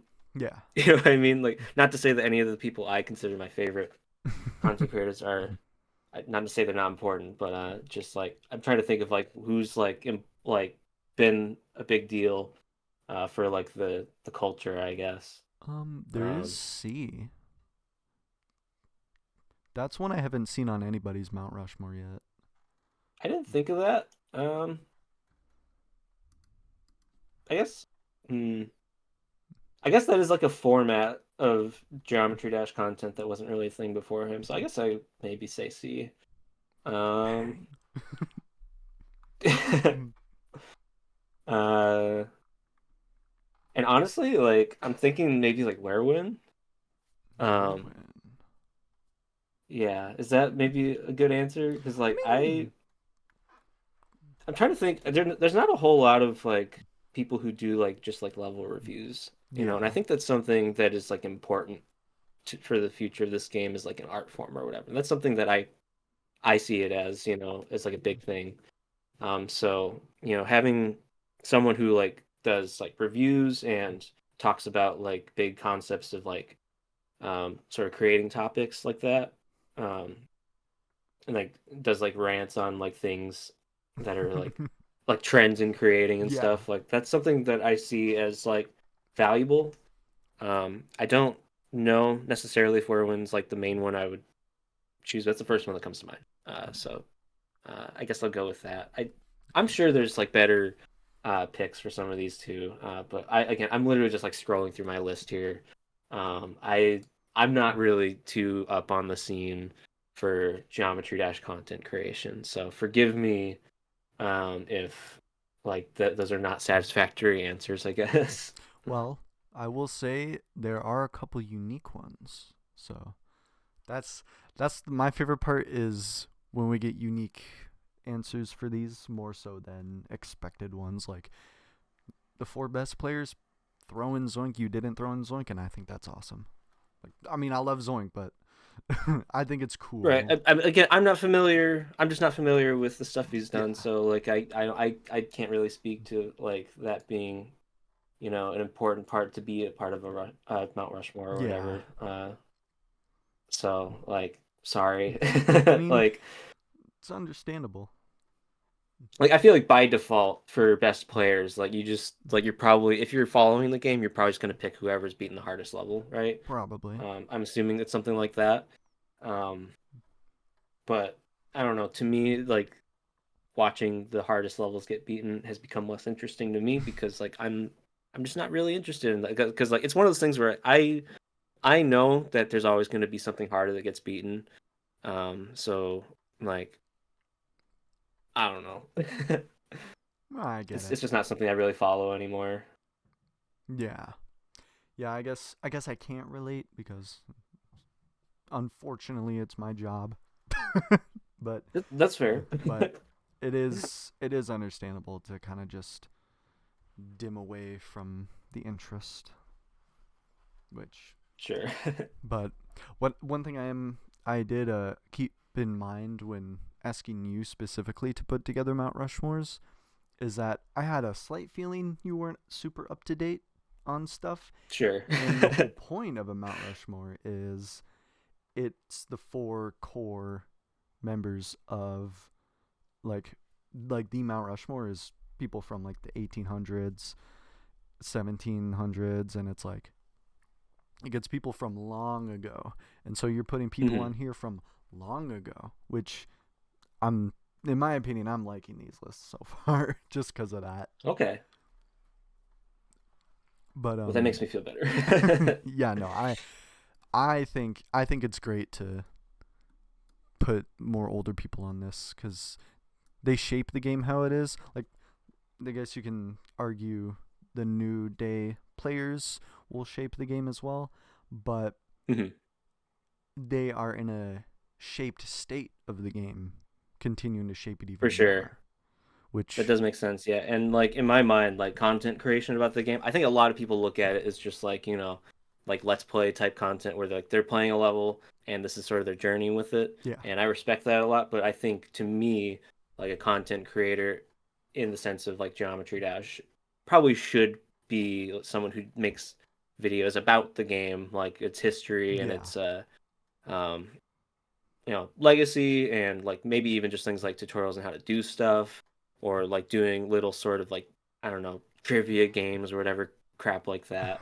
That to me that's content more so than like just like playing the game. Like to me like a lot of those content creators who are more like showing their journey with a level. While that is still like content creation, obviously, like to me, I view them more as a player in my head. Yeah. If we're like categorizing them in this way, which there's not really like, you know, one that's like better than the other necessarily. That's just kind of how I kind of compartmentalize that kind of stuff. Yeah.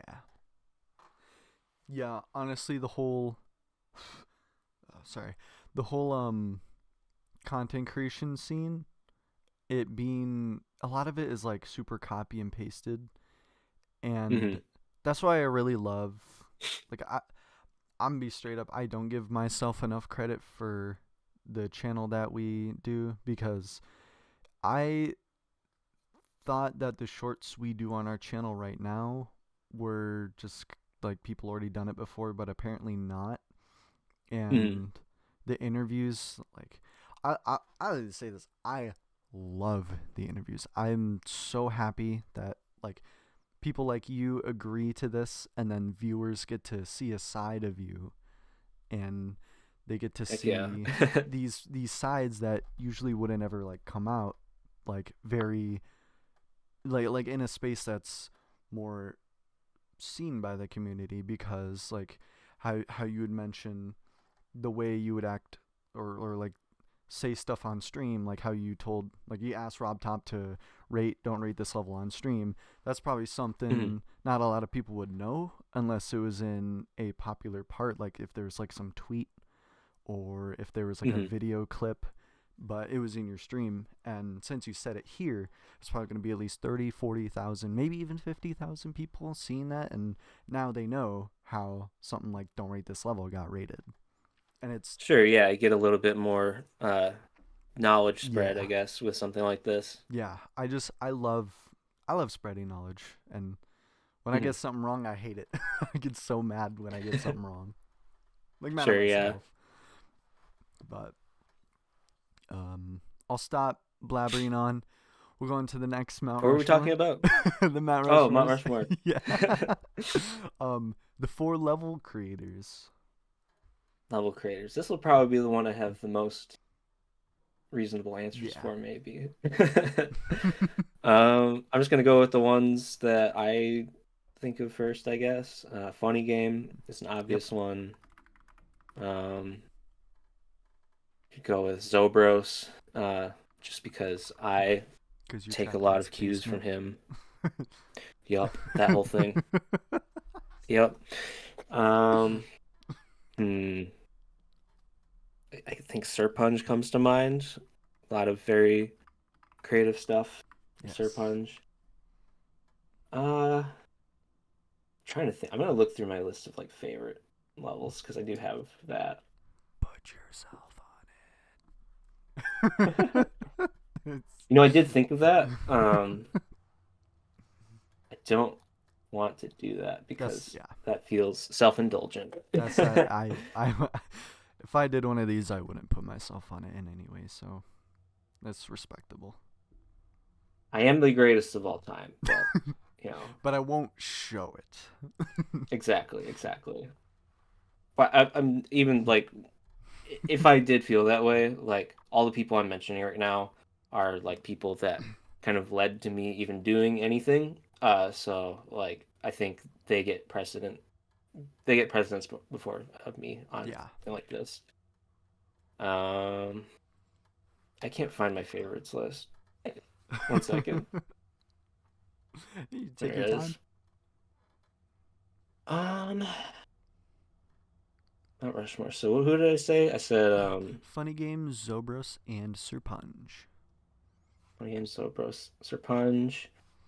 There's so many good options, honestly. Yeah.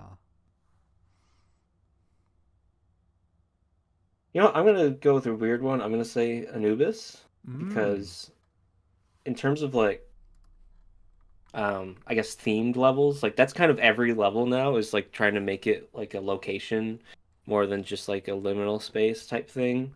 Yeah. I think Anubis was sort of the catalyst for that sort of stuff. He was the one, like obviously people were making theme levels before him, but he was the one that really was like he was like I've had enough of levels not literally like being decorated like a jungle or a desert or whatever. Um, and like he's the one who put the most effort into like detailing that kind of stuff that I can remember at that time. So I'll go with Anubis.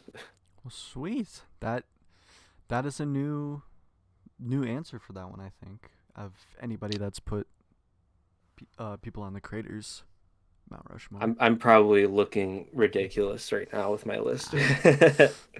Gonna be honest, the only ridiculous one is Werwin. Really? I Why do you mean, say that? I'm just gonna be honest. It's only because I didn't really follow Werwin a whole lot, but Oh, that's fair. that's just because I like I It would. might, in terms of like recency too, where would I'd say is like, not old like we're trying to shoot for some of Yeah. these answers, I guess.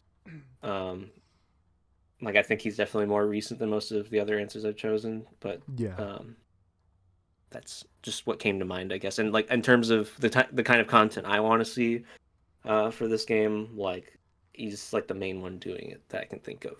So, Well, honestly, it's a fair point. I, I would. I do think Werwin is definitely someone I think of a lot when I think of those more just kind of talk about stuff content creators, mhm. where it's just you just kind of talk about things. Like I don't know if you know who Wavix is, but I might have heard the name, yeah. you definitely know C, and it's Werwin is kind of like in between those two, where Wavix is like a modern day C, and C is C, and Werwin's Mhm. kind of in the middle. So I do understand Werwin being put there because Yeah. he does kind Like of I do like watching videos where people will talk about like ongoing trends in levels because like, as someone who plays the game, you'll experience like, there's a trend like for example, like jump indicators right now are like a big conversation topic for creating. yeah. And, it's something that people like rant about in like your little Discord group or whatever. But like having some sort of like documented conversation about it online where people can talk about like what they think of it, their opinions on it, uh, things that are wrong with it, whatever, um, design choices that bother them, whatever. Like um, for like a creative game like this, I just feel like more stuff like that would be cool to see conversation about, I guess. Yeah. Yeah. I think it's nice to have those spaces that are just you just talk. Yeah, I mean, there's a lot of this sort of Geometry Dash content where it's like about the history of levels, Mm. objective things like this level came out this day, it got deleted or unrated or hacked or this or that. Like you can talk about that stuff ad nauseum, and it's like, you know, all of it is you could probably just make a wiki page and just read it. But like stuff about people's opinions and like intricate like choices and stuff like how you would approach designing a level or something like that, or like things you're noticing a lot of people do in levels that bothers you, um, stuff like that. Yeah. I feel like we just don't really see as much. Yeah. Yeah, and I shout out to obviously shout out to Wavix, like I've mentioned him. He does that a lot. The one thing I really like that he did this recently a couple times. He does these community posts where he asks people, like recently he did, "What are your predictions for Geometry Dash in 2026?" And he did a video on some of the answers that people had. Uh, Me being in it because I made a comment because I also made some predictions and he talked Look at you about them. go. he apparently one of the predictions was the RobTop interview on Secret Way, and I was like, maybe not that. I'm a Or believer. I'm a I believer. would try. I would try.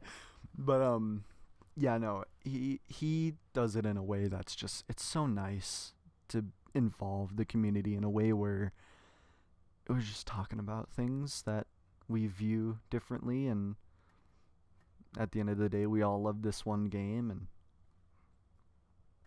yeah. Yeah, yeah, that is cool. I'll have to check that out. Yeah, his name is Wavix. That's how you spell his I name. got you. I got you. He's got a white profile picture where he's frowning.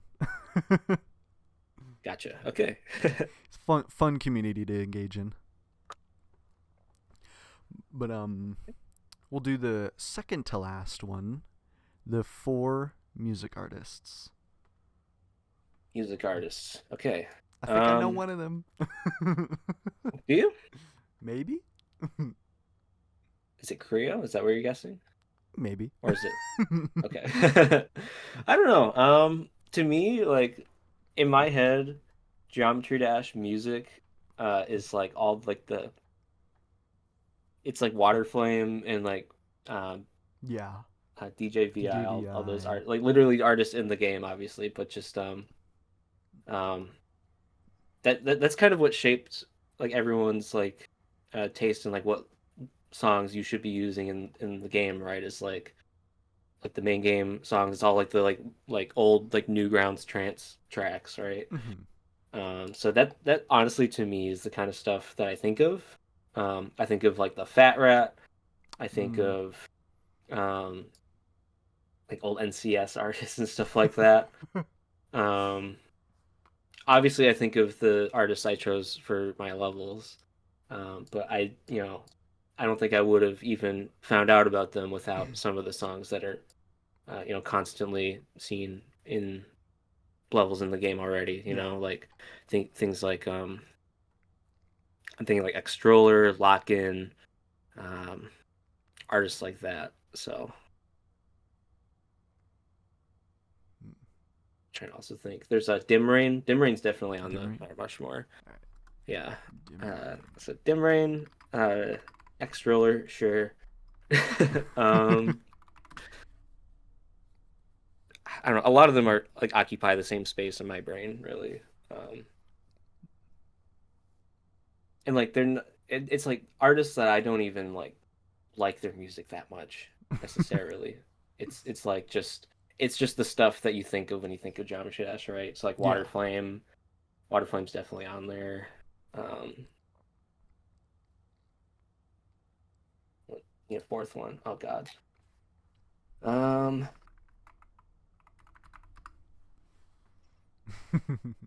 This is usually the hardest part, getting the final music artist for I thought final. this would be the easiest part because music. I love talking about music and music artists, Me all that too. stuff. I just like really thinking about it, it's like it can't just be like the things I like. It has to be the things that like shape the game, right? So Yeah.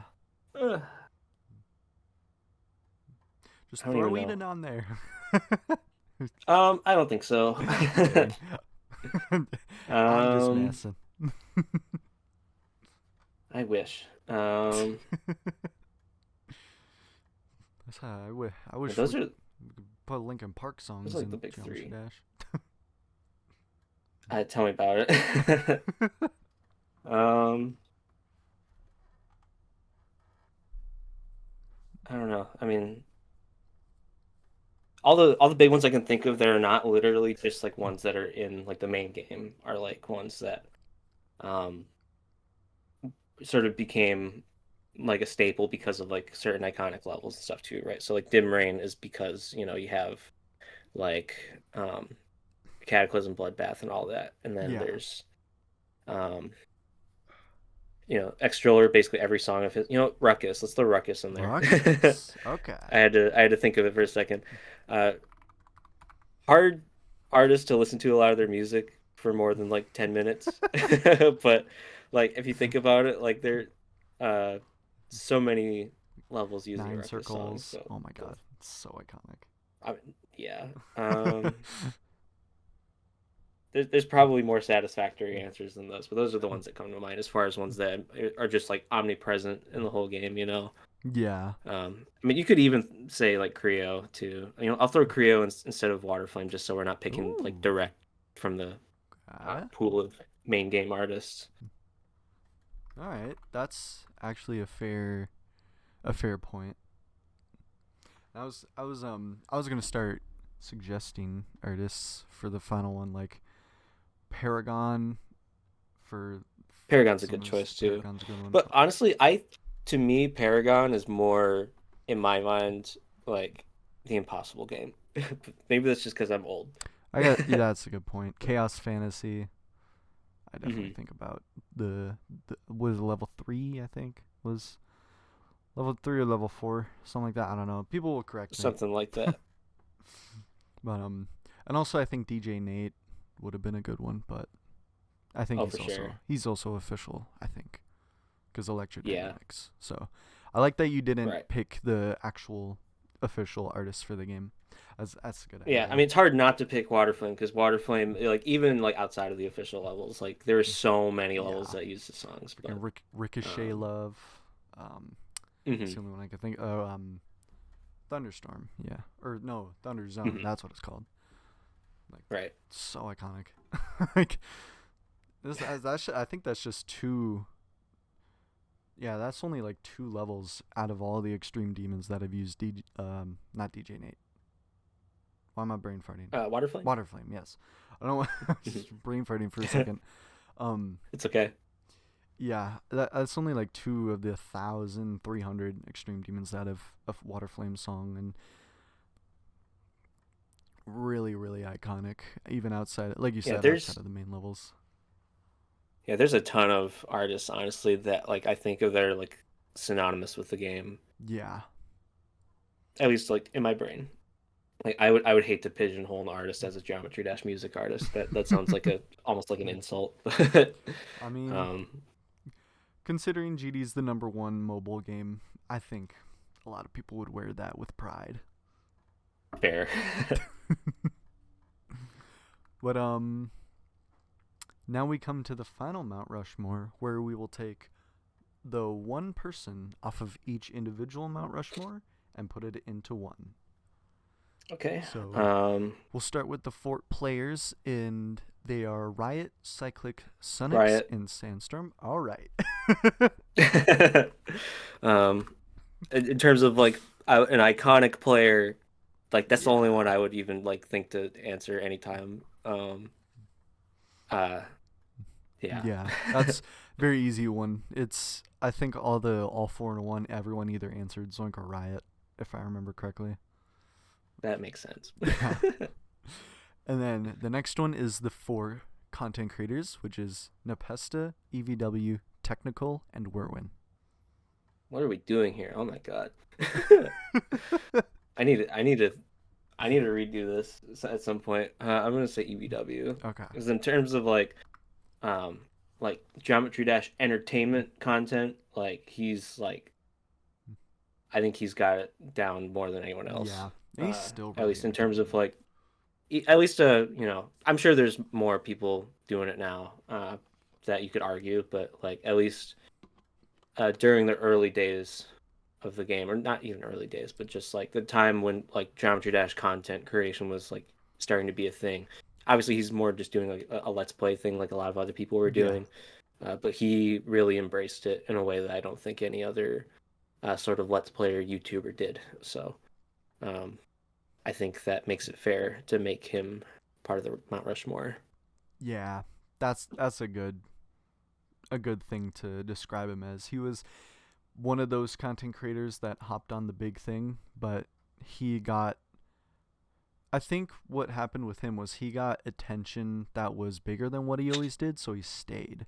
Because a lot of the content Hmm creators back in the day were like, Geometry Dash is the hot topic right now, so we do a quick hmm little couple videos, maybe just one, maybe even beat every level just to get that quick buck and then move on. But EVW, he Exactly, stuck to it, made it his whole thing, and he does it really well.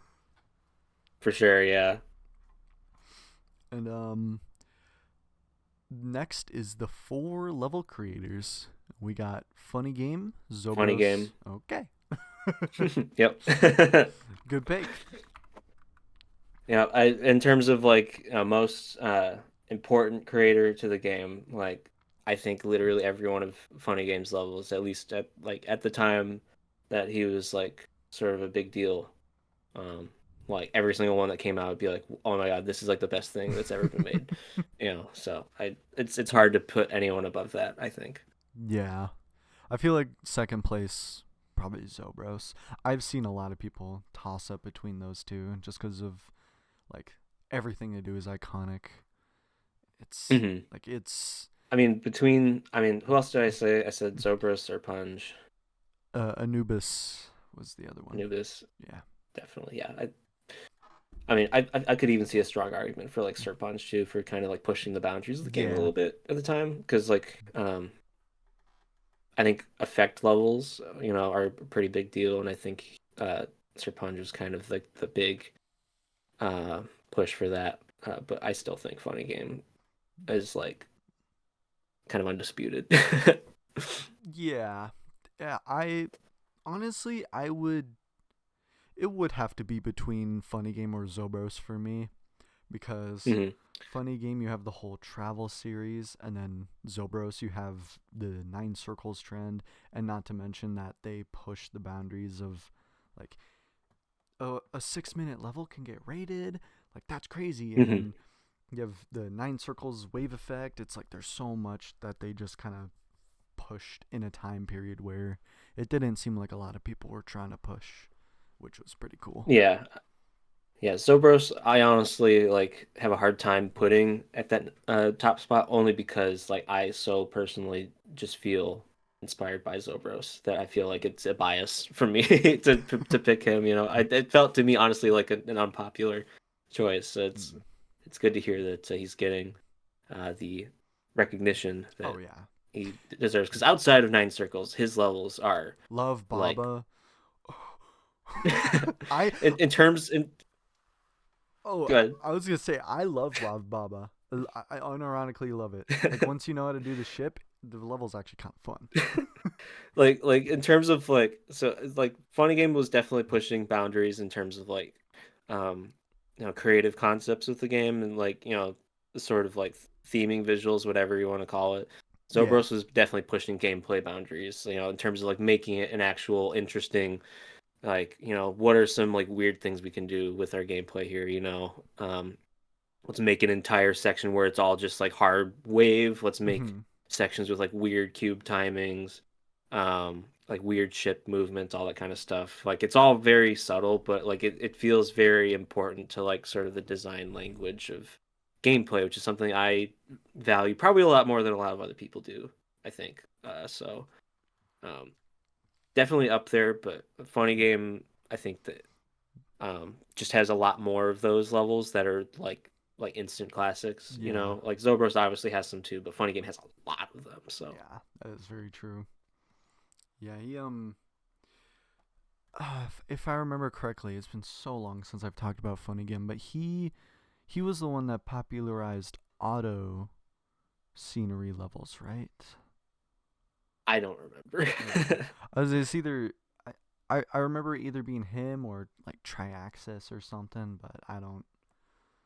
Triax is honestly another potential pick for Mount Yeah. Rushmore for me. I completely forgot, but like Triax's gameplay too is like probably Yeah. some of the best, like in terms of like accessible gameplay. Hmm. Um, and I love, for example, like level X is insanely good. The amount of variety and movement and just like cool little ideas sprinkled in, like that's something that, I think I was trying to strive for, I think, with some of my levels.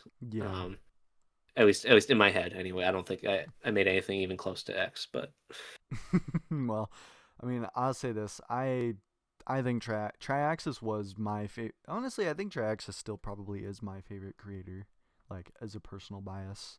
Cause that's a fair pick, honestly. yeah, they did gameplay, like the interesting gameplay and the decoration. Like they did a really perfect mix of it, I feel. There were not a lot of people that were doing like like obviously like a lot of people can make interesting gameplay, a lot of people can make interesting decoration, but I think Triaxis was one of the few that was doing both. Yeah. Like every level, like you had a lot of things both to like ogle at in terms of visuals and also to like sort of um I don't know, I guess uh entertain your brain with in terms of gameplay, like sort of like puzzle feeling sections and stuff like that. That you weren't really seeing a lot of time. A lot of levels, even to this day, are basically just like, here's a platform, jump the gap, hit the orb, Yeah. like in terms of like the easier side of levels, there's not a lot of creators in the space below demon levels that are still making like really super interesting stuff. That is like still fun to like challenge your brain to interpret, I guess. Yeah. And we will go to the final topic, or the final head on the Mount Rushmore. The artist, or the music artist from the four, which is Dim Rain, Extruller, Creo, and Ruckus. What am I doing with these choices? Dim Rain, I guess. All right. Because even outside of like At the Speed of Light, there's more songs that are like, kind of give that vibe of like sort of, I don't know what you call it. There's like a sort of finality to a lot of the songs, a sort of they're very climactic, and they make any level that use a Dim Rain song very entertaining, both to watch and to play. Yeah. And they're ones that stick out in my memory a lot of the time. So I'll go with Dim Rain on this one. Yeah, I'm gonna be honest. Throughout my years of playing Geometry Dash, there's this one easy demon. I don't remember what it's called. It's like Speed of Light or something, and Hmm. I don't know why, but it was just one of the few random easy demons that I played that just stuck in my head so Hmm. fondly, and of course used At the Speed of Light. Yeah, I think in general, a lot of like levels memorability is owed to song choice. Like Yeah. that's something that I think is way more important than people seem to think. Mm-hmm. And that's a big part of why I like try to choose something different for my levels is because like, uh, if you form that mental association between like the level you're seeing and the song you're hearing for the first time, it's like, that's something that has the potential to stick with you. So Yeah. And your Mount Rushmore, your final Mount Rushmore is Riot, EVW, Funny Game, and Dim Rain 47. okay. I'm gonna say this now. That's a good Mount Rushmore. Good. I'm glad that was a good Mount Rushmore. That was more challenging than I thought it would be. Yeah, this section with the Mount Rushmores usually take a while, but Fair. um now back to questions. Okay. um we'll go with another traditional question that I like to ask everybody. Um I skipped out on asking Enswish this because I didn't think Enswish would have had an answer for this, but apparently they did afterwards. So I'm gonna continue to ask everybody this. What is your brutally honest opinion on Secret Way, if you have one? Brutally honest opinion. And you can break my heart. Okay. I mean, I wasn't super familiar with the channel until you had contacted me for this, Yeah. honestly. So I'm not too familiar with all the kind of um sort of ways it goes, I guess. The only thing that stuck out to me is that for the interviews where there is someone with a camera, you didn't have one. So that was, I did think about that, and that was a criticism I would have given you. But you are there now, so Well, heck yeah. yeah, you kind of beat me to that one, I guess. Um, I don't know if I really have any others to mention. Hmm. Yeah, I've had people ask me, so you've asked everybody their brutally honest opinion on Secret Way, but why didn't you ask Enswish? And that's just because I was under the pretense, like, this is someone from back, like, way back when, left the Mhm. community before Secret Way popped up. But apparently, I talked to Enswish for a couple hours afterwards, and they were like, yeah, no, I had a fully formed answer. And I was like, oh, I did not expect that. So, What was the answer, if I may ask? if I remember correctly, they were like, oh, it was it was a long conversation, so it's hard to remember all of it. But if I remember, they said that they liked that I was doing this kind of like putting this platform for people to kind of be on and spreading good information about the Hmm. game, but that they had I don't remember if it was them or someone else, but they had like an ick about the content initially, which fair is shorts. Shorts aren't really the highest of quality stuff, so Fair. but maybe Yeah, I guess in terms of like an opinion, because I guess I kind of interpreted the question as like a criticism because you said brutally honest. But in my opinion, generally, I mean, a channel like this, obviously I've mentioned that I like the idea of a channel that's more about the game and the culture with it instead of just being a let's play type thing or yeah. things like that. So, I feel like, if we're gonna treat the game as an art form or whatever, like that's something that is like something we should welcome. So I guess great. I haven't watched a lot of your videos. I'm sorry. No, But you don't have to um apologize. that I at least the idea of it in my head that's pretty valuable, I'd say. Well, I appreciate that, and I'm gonna be honest. I that was this was another situation of me being like, should I really ask him that? But I don't see why not. yeah, I might as well just to get more, I guess, opinions, and so we can clip it on our second channel and make more money. Ah! I'm joking. No, get I'm that bag. I understand. no, a lot of people seem to understand that. I was when Secret Race started, I was so like my passion's going into this. I'm not gonna think about money. And then now doing it, it's like everyone's like so understanding of like, oh yeah, dude, you need money. You need to make money. I'm like, oh, I thought people would. Yeah, it's important. Yeah, I thought people would crap on me for doing some things for money. So, but It is what it is. I mean, I think there's definitely more insidious ways of going about it. that So, is true. but Yeah, I could scam people. I could rug pull. Thank God I don't do that. Have you seen the child recently that did a rug pull or is doing like some sort of crypto thing? which one? There's got to be multiple, right? Well, there is the one that happened recently, and there was this kid. Do you know the 6'7" meme? Oh yeah, yeah. I remember all this.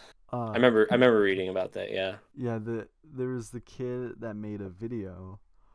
Um, it's a song of him going, "Stop saying 6'7" or something like that, and the, and he reacts to the video, and then the next video, my crypto coin, stop saying 6'7" coin or something.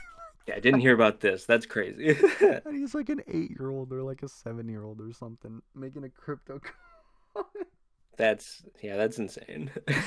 Yeah, I'm guessing rug pull in about half a week from now.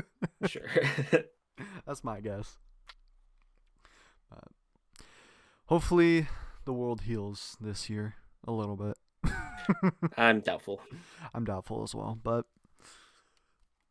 I'm not. I'm doubtful, but I'm not hopeless. Mhm. um. Huh.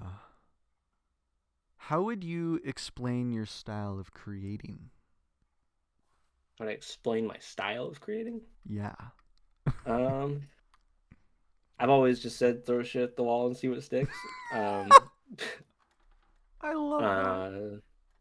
uh, I mean that's kind of what it is, though. I mean, like anytime I would make a level, obviously like there's more pressure now, but like at the time when there's no pressure, I would just like, um, I have a song and. I guess this is what I would describe it as. I have a song. I think of it in terms of the song first, because I think the level should exist to serve the song, if that Yeah. makes sense. Because the song is already made. Um, Doing any sort of like uh, wrongful interpretation of it, I guess, is like you're trying not to do that, right? You're trying to make something that sort of matches the feel of the song. In my mind, honestly, it does not compute when I see a level that seems completely asynchronous from the song. You know what I Yeah. mean? Like at the end of the day, you're playing a music game. Uh, it should kind of feel almost like a music video or like an interpretive dance to the song, right? So a lot of the time that's what I'm kind of trying to do. But I'm also, trying to just like play with whatever I'm capable of, see if I can make something that's interesting mechanically, um, things like that, I guess is what I would say. Um, yeah. Hmm. Alrighty. And a lot of times too, like not to just like ramble, but a lot of times I kind of like take inspiration from like other things that I enjoy, like just like other games, like things like that, like just like visual aesthetics. Like, when I listen to a song that I like am considering for making a level, uh, I say this like I still do it because like obviously I haven't made a level in a while, but um, like a lot of times I'm just like listening to songs, kind of imagining what the level should look I do like that in my head, too. and when I pick the songs, a lot of the time it's because I like search for like a search term on something that's kind of like a certain mood or a certain like artist style that I'm looking for, right? Hmm. So like I'm kind of just trying to match that vision in my head of like what that sort of aesthetic would look like, and if I find something that matches that, then that's kind of where that project would start. Yeah, I do something a little similar. So around the spring to summertime when I can go for walks, I usually go for walks around my neighborhood, spin the block a couple times, and I'll listen to some albums that I really like from start to Hmm. finish. And I always like to view the album as like some sort of story implemented into Geometry Dash levels. And I do this with a very the one album I do this a lot with. I don't know if you know the album A Thousand Suns by Linkin Park, but No, I'm not. I mean, I'm familiar by name. I don't think I've listened to it. mm, yeah, it's it, A Thousand Suns. It's an album based off of nuclear warfare kind of, and like doomsday and all this kind of stuff. And Hmm. I visualize levels to certain songs based on what they're kind of implying. And one of them is Right. called The Catalyst, where, if I remember it correctly, it's basically the occurrence of Doomsday in a song, and everything before it is like leading up, and then there's one track after it, which is like the end Hmm. of Doomsday and everything happening, like humanity is Okay. like wiped out and all that. And I like to visualize a sort of like nuclear kind of escape in like a GD level in that song. And I've tried building layouts to some of the songs before and some of the Hmm. gameplay. Like another thing that I do is I like to visualize the gameplay into the song, and then I come home and then I see if I can make that gameplay work and Right. if it'll work for other songs.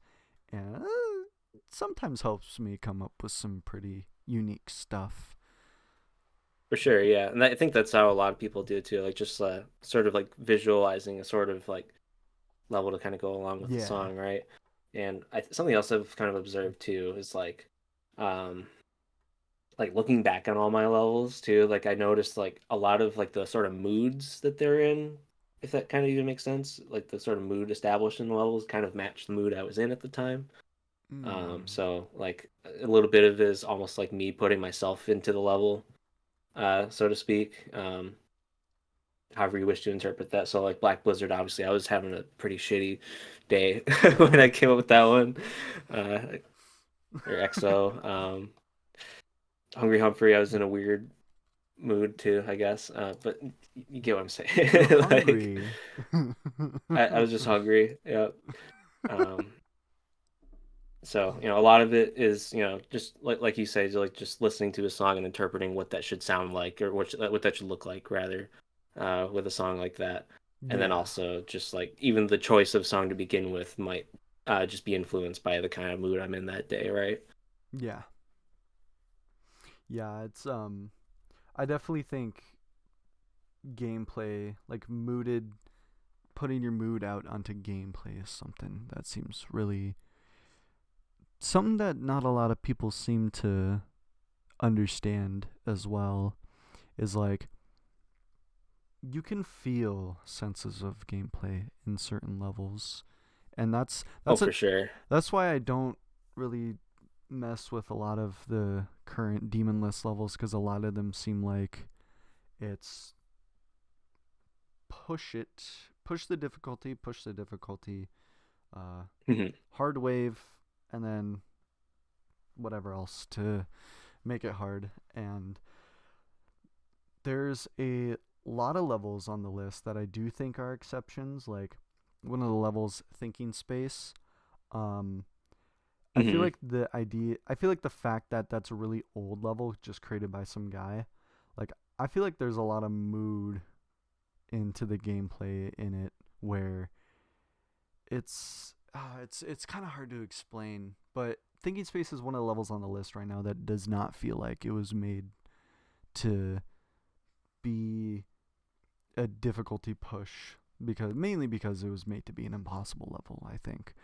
But For sure, yeah. But even then, you can still kind of like just like look at the kind of motions that happen yeah, in a level like that, and kind of just extract like kind of like what was the creator thinking when they made this, you know? yeah, Um, so like there's a lot you can do with like just like analyzing stuff like that, I think.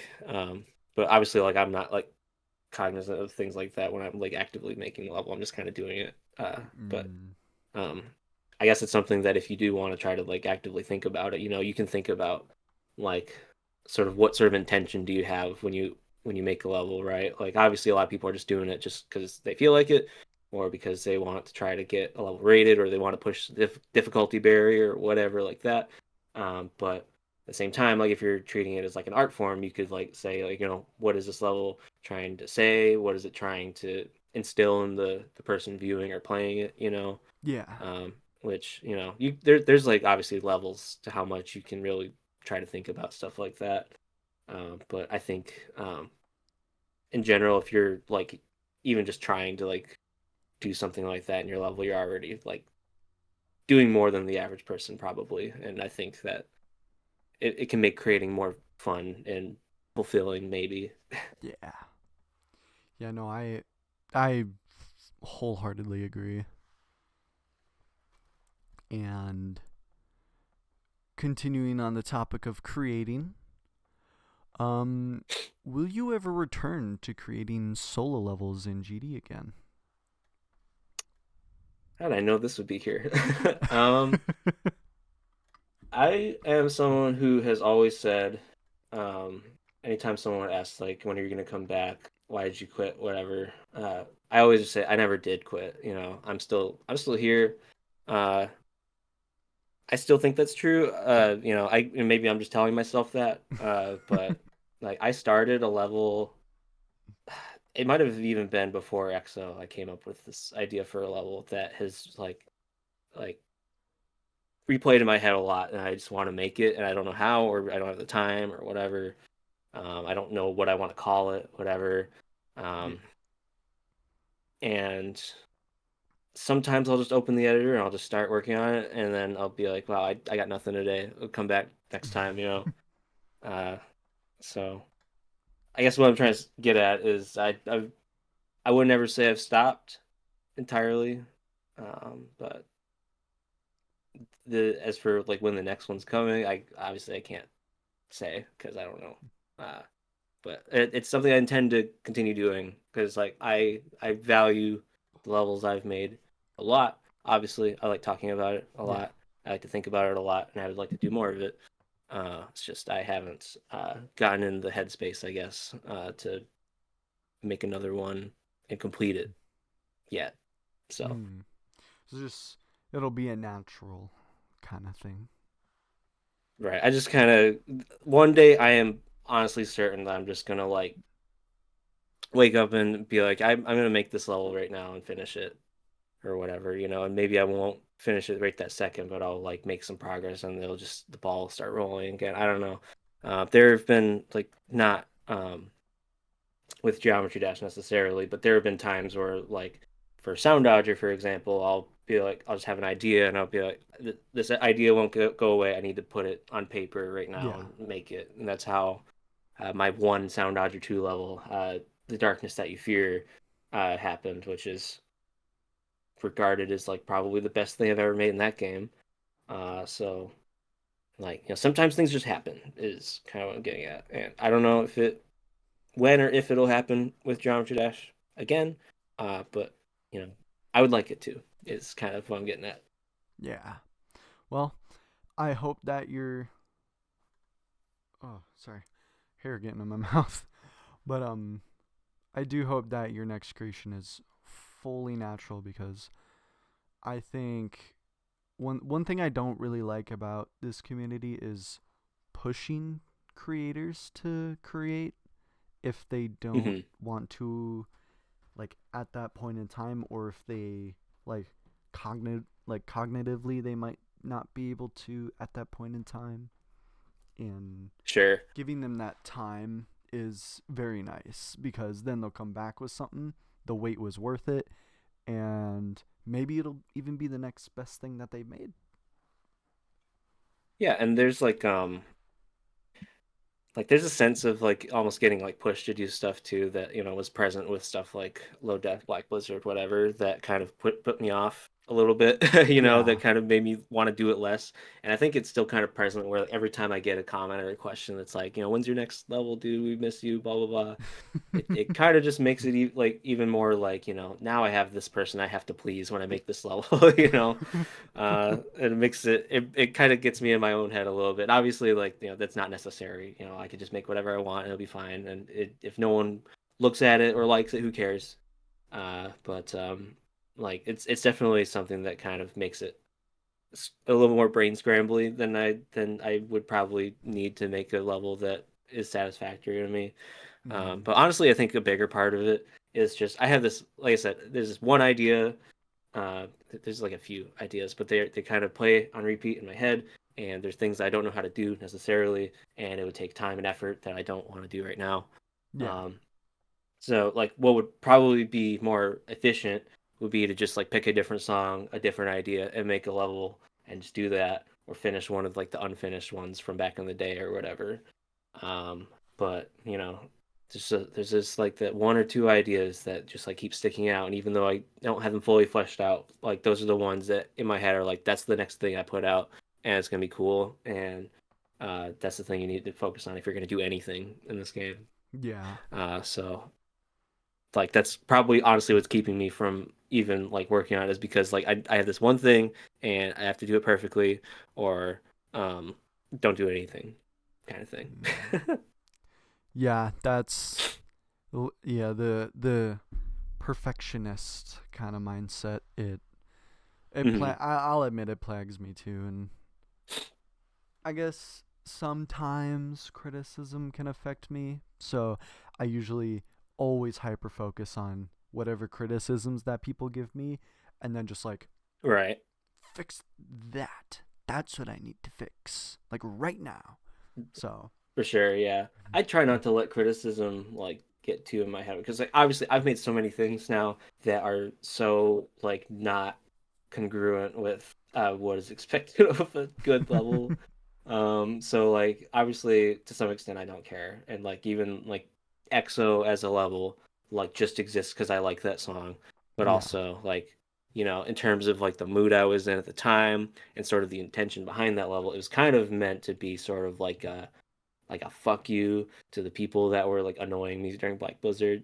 You know what I mean? Because like that song obviously is, if you like take it out of the context of like the relationship or whatever, to me the way I interpret it when I was making that level is like sort of my relationship with the Geometry Dash community, how I've kind of like fallen out of uh I guess like, I feel like people have this sort of like idea of what I do versus what I think I do that did not feel compatible. And so like me making a level that was kind of like anti good level design or whatever yeah. and very hard and like very unbalanced, a lot of things that feel like why the hell did you put this in your level? Why is this dash orb like a whole block above where it should be? Um, things like that.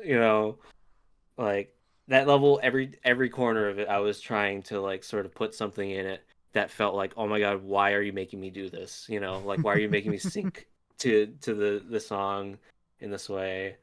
And that, I think, making something as like sort of a response to uh people like that, you know, that's sort of like a reason that sort of like, kept that level going, like the inspiration, I guess. So, if I find something else like that where it's like, I have this sort of thing I want to uh uh kind of push in a level, like this sort of idea of like, what's sort of a gameplay gimmick or um sort of an aesthetic that we can approach here that'll make it like make some sort of statement, like that's sort Yeah. of the kind of thing that's going on right now with those level ideas I have. What I should be doing is do something like Hi, where I just like hear a cool song, I just whip something together, I just push it out, and you can make of it what you will type thing. Yeah.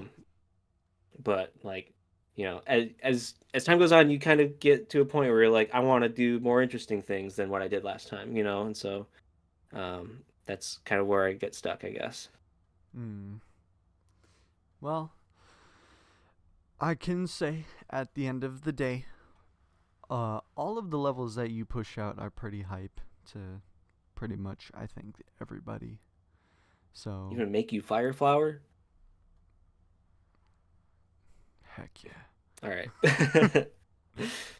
Yeah, literally everything. It's just it's like I told this to one of our previous guests that was just kind of doing things in the community at a part like a part in I think it was like 2024, 2023. Um do you know Slaughterhouse, the one by Iced Cave? I do. Um one of our guests, W Popoff, he beat it 3 times in a row. That's insane. Yeah, I told him, I'm like, it's so cool that you just did that. And then he also beat a buffed version of Tidal Wave. Like, he's just playing the game for fun. Like, and him doing Hmm. these weird things, you can tell. And it's so awesome that he encapsulates, Hmm. like, for me personally, the very thing I love people doing and just doing something for fun. Why? Just why not? And For sure, yeah. That's a good mindset to have, I think. It's easy to like get caught up in like, especially if you're getting a lot of like comments and messages or whatever, like, you should do this, you should do that. Like just kind of going your own way. Like that's the way. So yeah, yeah. And I guess we'll. So we have 8 questions left, so not too long. Um, okay. we'll get the two. I have 2 more traditional questions that I ask everybody. We'll get those out of the way. Um, the first one being, what is your hottest take in Geometry Dash? Hottest take. Mm-hmm. I don't know if I have a hot take about Geometry Dash. Like, what is there to say? RobTop is a good developer. Is that my hottest take? Because I I feel don't like know. I've made that statement before. I Oh, mean, I really? don't know. Um, I think he doesn't get as much credit as he deserves, I guess. Obviously, there's things that I wish he would do differently, Oh, but yeah. you know, for what it is, you know, it is the number one mobile game, and he did kind of just do that. You know what I mean? Um, but I don't know. Maybe it's just because I'm like a I don't know, RobTop Glazer or whatever. Based on I read a lot of the comments in the post that you put up, and there's a lot of stuff like that. So whatever. Embrace it. Um, I don't know. I have strong opinions about stuff. I mean, outside of like stuff we've talked about already. I mean, I guess I Yeah. think people care way too much about difficulty, I guess, like Demon List. Oh my God, like the amount of comments whenever I would like make a a new level, and people would just ask me like, Yeah. "Where's this go on the list? What do you think about this? Do you think this level should be at this position or that position? And like, what do you think of this new top one?" Like, there's more to video games than difficulty, you know. Um, I think people care way too much about that stuff, and also just like rating standards and stuff like that. But that's all stuff that you kind of I think know my feelings on. Yeah. Um, I don't think I have any takes that are like very controversial that I could really say right now. Well, I mean, I guess if you really say anything about the game, even if it's a fact, it's probably controversial to at least one person. That's fair, yeah. GD is a 2D game. Oh, here's you know what? Here's I guess I do have a take that maybe isn't talked about enough. I hate the 2.2 icons. They're all bad. There are some. Oh my god. Uh, a silly German symbol from 1940s. There's probably like me and my friend went into the editor to see, or not editor, the icon kit to see how many look like that symbol, and there was, I think it was 13. Yeah. I mean, not outside of just stuff like that. Um, you know, I think in general, like the visual aesthetic of the game has shifted so far away from like what I know it for, which is like, the sort of blocky, like flat Yeah. color aesthetic. Like trying to like impose this like weird, like everything's like an environment and there's um like this is basically just like a bootleg Mario game almost, and all the icons are like shaded in some way, and like a lot of them are just like trying to recreate something from another game or another media property or whatever, instead of just making more like cool geometric shapes. Why are there like no more of those in 2.2? It's literally all just like this one aesthetic that is so tired to me.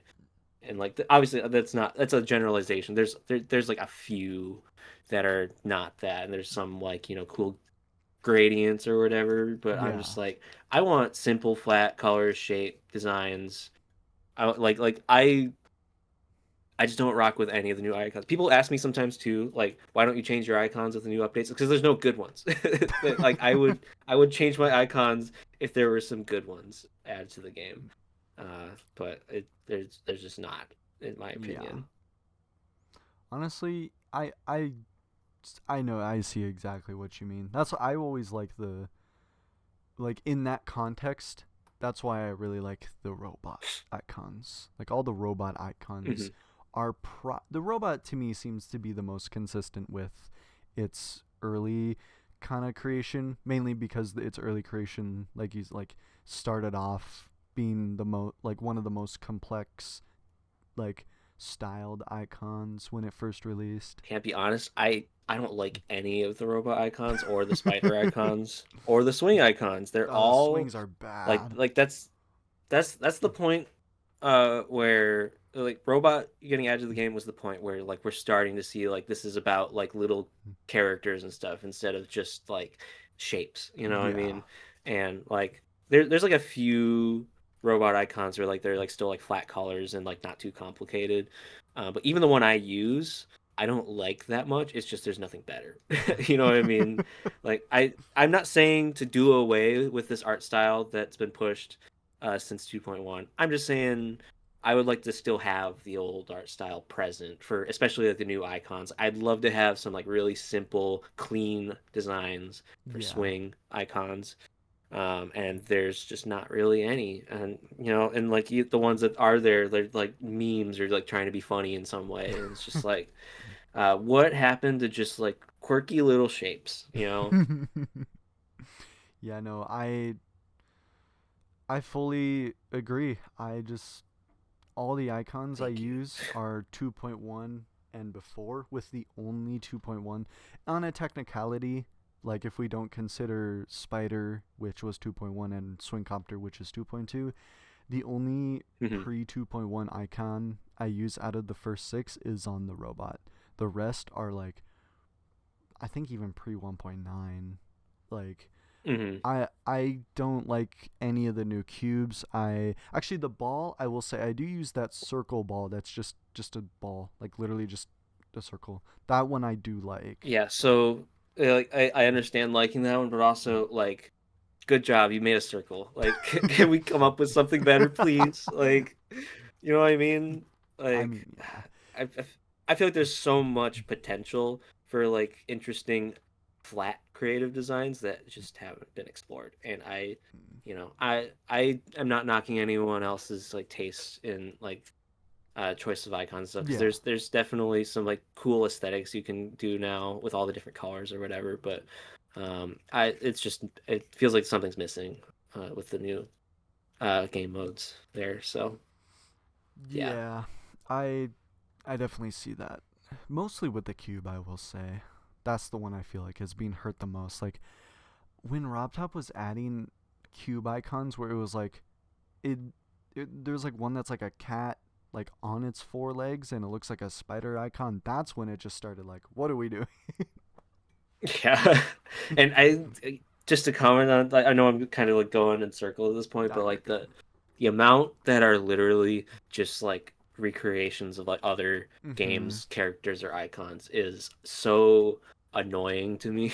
Like stuff like that in my mind should be stuff that the community just like makes their own custom ones for or something. Like I feel Yeah. like just like trying to bounce off of the popularity of other games is just lame for something like this, like I don't know. I've never really been a fan of that. Even like before uh like 2.0 and stuff like you had like the mushroom icon or whatever. Like stuff like that is Mm. just like really why are we doing that?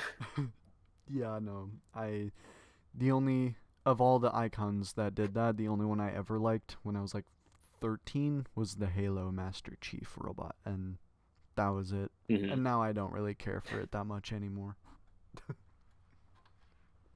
So, but no, I I hope that's a high enough take for that question. no, that's honestly I agree, but there's definitely as people are watching this, there's probably someone on Twitter like, ugh, stupid opinion. But who I mean cares? that's a given though. I mean, like I said, you can call Geometry Dash. You can tell someone, yeah, Geometry Dash is called Geometry Dash, and someone on Twitter would be like, ugh, for some reason. Like people will just get mad, just get mad. It doesn't make sense, For but sure, yeah. oh well. Yep, big 26. I was about to say big 25. It's 26 now. Oh my god. That's so weird to say. God, remember going into 24 into 25, and I was like, Big 25 just sounds odd. Big Yep. 26, I'm sure we'll get used to it. yeah, we'll get used to it. But the one that's gonna be the weirdest, in my opinion, Big 30. Yeah. That's gonna take a while to get used to. Yep. But um, oh yeah, and the other traditional question, um, what is your worst experience playing Geometry Dash? My worst experience? Yeah. Ah, there's a lot. Um, I could name a few different things. I mean, the big one is obviously the whole Black Blizzard situation, is Yeah. because there is so much like misconstruing of words and drama and the level getting leaked and then the time pressure and all that stuff. But it's boring to talk about all that again. Um, I think the more entertaining one to talk about would be my experience playing Nine Circles because I think I like blew a gasket playing that level. I was having such a bad time playing it because I was still like getting good at the game.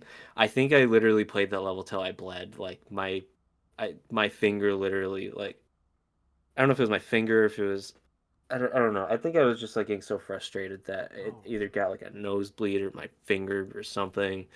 Oh my Um, god. I think honestly like uh streaming while playing the game is a lifesaver because it prevents me from like embarrassing myself from how mad I'll get at some things, Mm. because like I'll have in the back of my mind like I'm live right now, people can hear me. Don't embarrass yourself, you know. That's something that keeps me calm playing the game now. But I think with Nine Circles, I was either not live or not live to a lot of people. Yeah. So like a lot of times back then I also wouldn't have my microphone on, so like I would just be like throwing a fit playing hard levels at the time, and I obviously like I was still young, so I was like losing a bit of control and stuff, and other things too. Like I said earlier about like time pressure with like setting a deadline for beating a level, um, like stuff like that definitely would get on my nerves a lot. Yeah. So in terms of like just like difficult experiences, like those are the things that come to mind. Um, yeah, those are the ones I would say I think of for that. Hmm. Well, alrighty. Um, I guess still on the topic of playing and creating. So you obviously were in Lucky NS's stream yesterday. Wait, really? And for people watching that don't know context, Lucky NS was streaming last night before recording this interview, and KrmaL and I were both in it, doing silly chatting over the interview and obviously making Lucky NS's night better by showing up. You're Evidently. welcome. But he said in the live stream this question, and I liked it.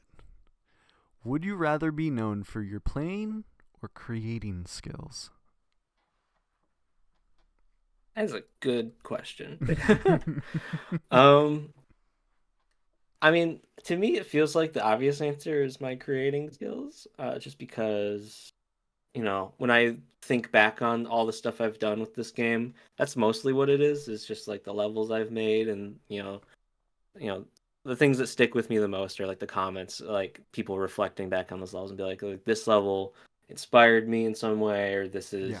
this was my favorite level type things, and like those are the things that make me smile, make me happy. But also I wouldn't really be there if I wasn't also, beating a lot of hard levels at the time. But honestly, like a lot of my like playing achievements outside of like Phobos and Conical at the time, like they're not that significant. Like I was beating list levels, but they're levels that people had already beaten before. I was just kind of doing them just to do them. Um, so I don't really even think of myself that much in terms of like the playing side of things. I guess like obviously I was doing a lot of it, but I think I value the creative aspect a lot more. Yeah. So I'm gonna go with the creating side, I guess. Mm. Yeah, I will say I definitely respect how good of a player you were, but I think a lot of people, myself included, definitely look more fondly back on your creating skills. Well, thank you. Yeah. We're you was no glaze, just being factual. Your creating skills were ahead of the time, I will say. And Oh, well, thanks. I think a lot of people will admit that, especially with levels like Lit Fuse, like doing a rotation in 2.0. Don't know of any. Genius. I don't know how many people could think of doing that in the most fluent way that you did. And then obviously Black Blizzard, you put a tornado in that level. That's crazy. Like that. Revolutionary. Very revolutionary. Spinning and tornadoes. It sounds simple, but Yeah. It makes me happy to hear someone say that because a lot of times I felt like I was behind the times. I feel like I was learning how to even use the editor most of the time when I was using it. So, and I kind of still, I mean, obviously now I still feel that way because I don't even really engage with oh most of like yeah, the triggers and stuff. So, yeah, um, I'm glad to have like at least done some things that were unique, I guess.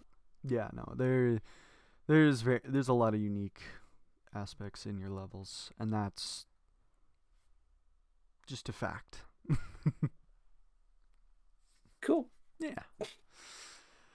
And let's go to a really dumb question, because apparently a lot of people we're talking about this. I don't even know if you probably understand this, but what's the context behind people asking if you dated Vortrox? I don't know. I, I'll be honest. I don't think I ever watched a Vortrox video, so I don't know. It Your guess is as good as mine on that one. Hmm. I did when I was reading the comments on that post. There were a lot of mentions of Vortrox, and I was like, "What?"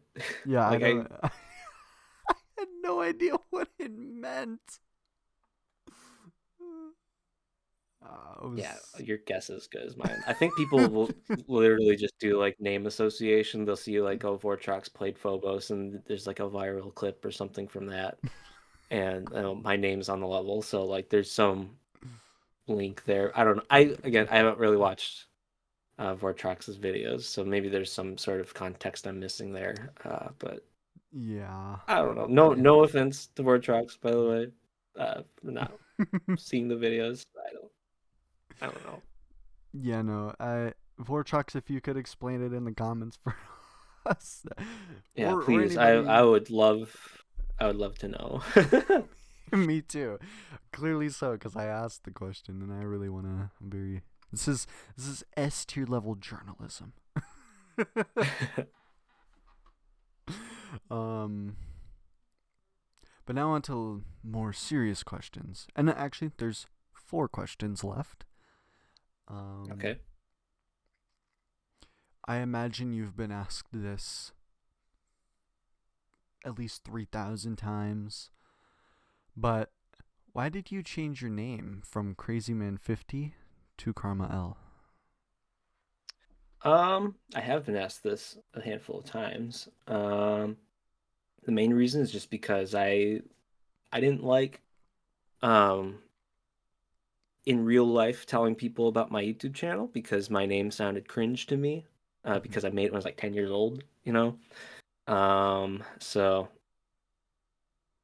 I think the moment that did it for me was when I was in Hot Topic and I had to give them my email for purchase or whatever, and I had just I literally just like started spelling out Crazy Man 50 because I was too embarrassed to like say it like as words.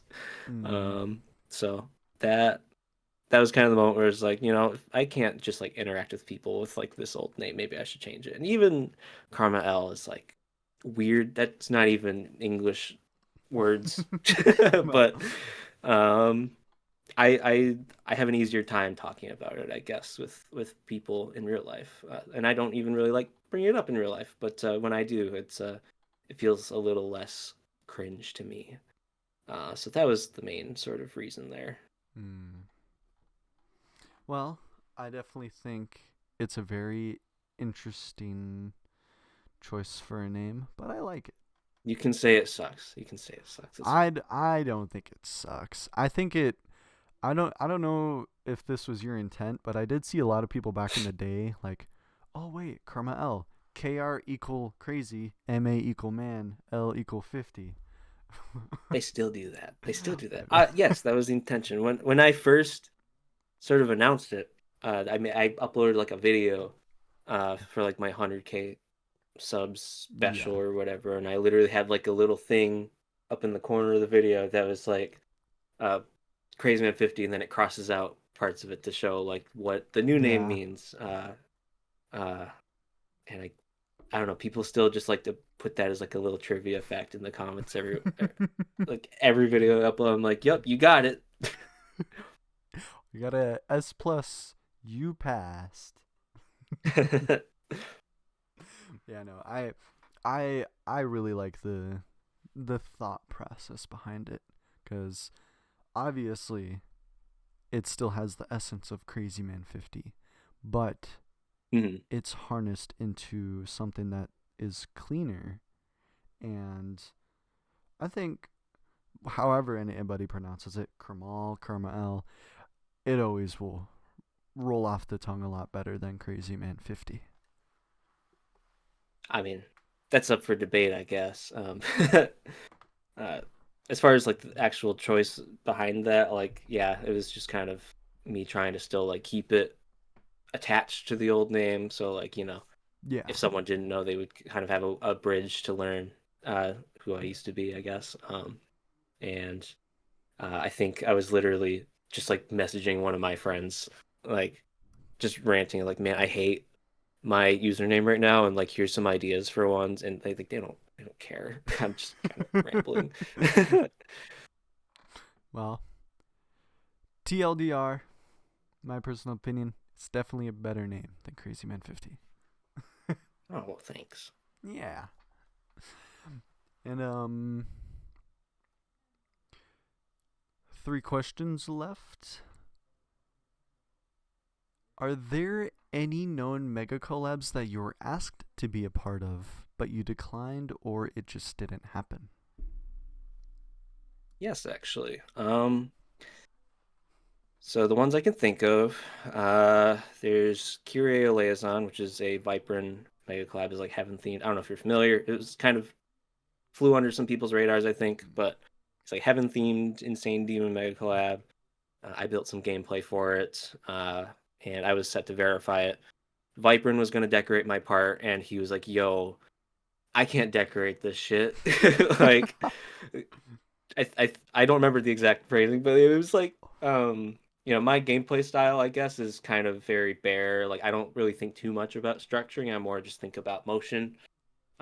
So like I tried to have like some sort of like thing of like, this is sort of the motion you'll take. There can be like a big set piece in this spot. Um, but at the end of the day, like uh I think the structuring was too just like abstract and weird and he didn't want any part of it. So he just demolished it and made his own part for that. And so that's kind of how that happened. I'm not like offended by that or Yeah. anything. Like you can still I have like a playlist on my channel where I have like all my Mega Collab parts, including some like unlisted ones, and that one's still there to view if anyone's like interested in seeing it. And I don't blame them for not being able to come up with anything for it because it's strange. Um, Another one was artificial ascent. So um, that level, the sort of story, at least from what I remember with it, at least this is my side of it, obviously. Yeah. Uh, I watched Anubis's streams a lot, and he was, obviously the host, the creator of that level. Um, and he wanted to make a level that was too hard for me to beat because I was beating all of his levels at the time. I think he like specifically mentioned to me like this level needs to be like harder than Cataclysm, so you can't beat it, something like that. And uh, I think at some point I did get roped into like actually like having a part in it. I never built my part in it, and this was like back during like the Skype days still. Ooh. I'm pretty sure. That was a long So time like ago. everyone was still kind of transitioning to Discord. Yeah. I, I could be misremembering. It might have been after that. I don't know, but I think there was a Skype group for Artificial Ascent, and they sort of just moved to Discord, but they didn't tell me.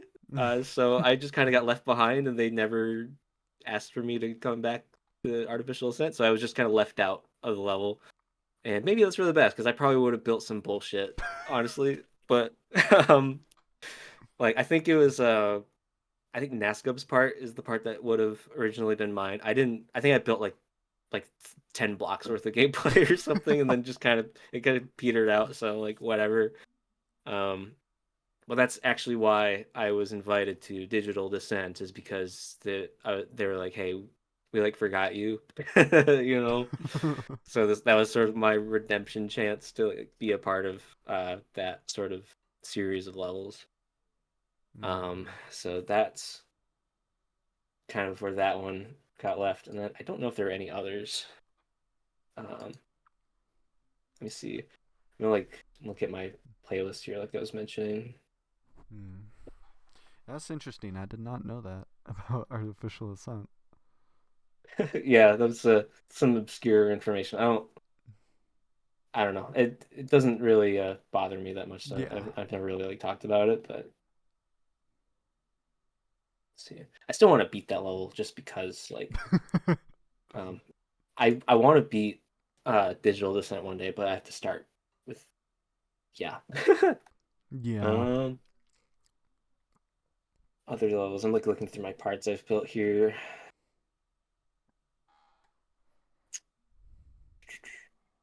I mean, obviously there's like the levels that never came out also. So those are all those. I think those are like the two big ones. So it's like Kyrie Liaison and uh, Artificial Ascent. Hmm. Well, alrighty. Now we have two questions left. Okay. And I think. Okay. So at the end, I always ask people. So what I do is I number the questions, and I number the first 10 to 15 that I do, and then the last 10 to 15, the first 10 to 15 being mine, and the last 10 to 15 being fan questions. And Okay. I don't ask these in any order. And this is really weird because this is the second time I've done this, not on purpose, where the last two questions are question 6 and question 7. So I'm going to ask you um, to choose which question, just to have a little fun. Um, so, yeah, which question do you want me to ask you first? Question 6 or question 7? Is either one of them if I'm a furry? No. Okay. So I do have an answer for that also if you're, but uh 6, I'll go 6. Okay. Are there any deleted or upcoming projects that we may not know about? Completed or upcoming projects.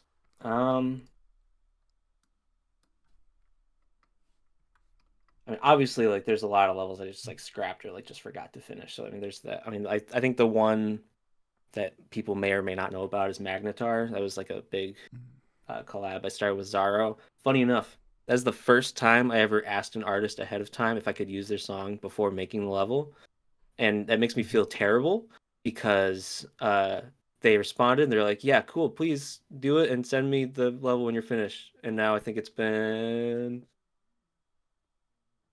like maybe 8, 9 years or something Oh. like that. It might have been less time than that. I don't know. But that's part of why I had a hard time like asking it ahead of time before because I had this like feeling like what if I do that? What if I like ask for permission and like, get the go ahead and I'm making this level and it just peters out and I don't finish it. And then the song creator is disappointed. Well, look what I did. So I think we built like a couple parts for that level, and then one part got lost, and then he didn't want to rebuild it, and then I just kind of stopped working on it. So that's kind of where it's at. I would love to finish that level someday. Um, so there's Magnetar, and then also as far as like things I've just been a part of, there's a level called the Waters. That's like a big, long mega collab level.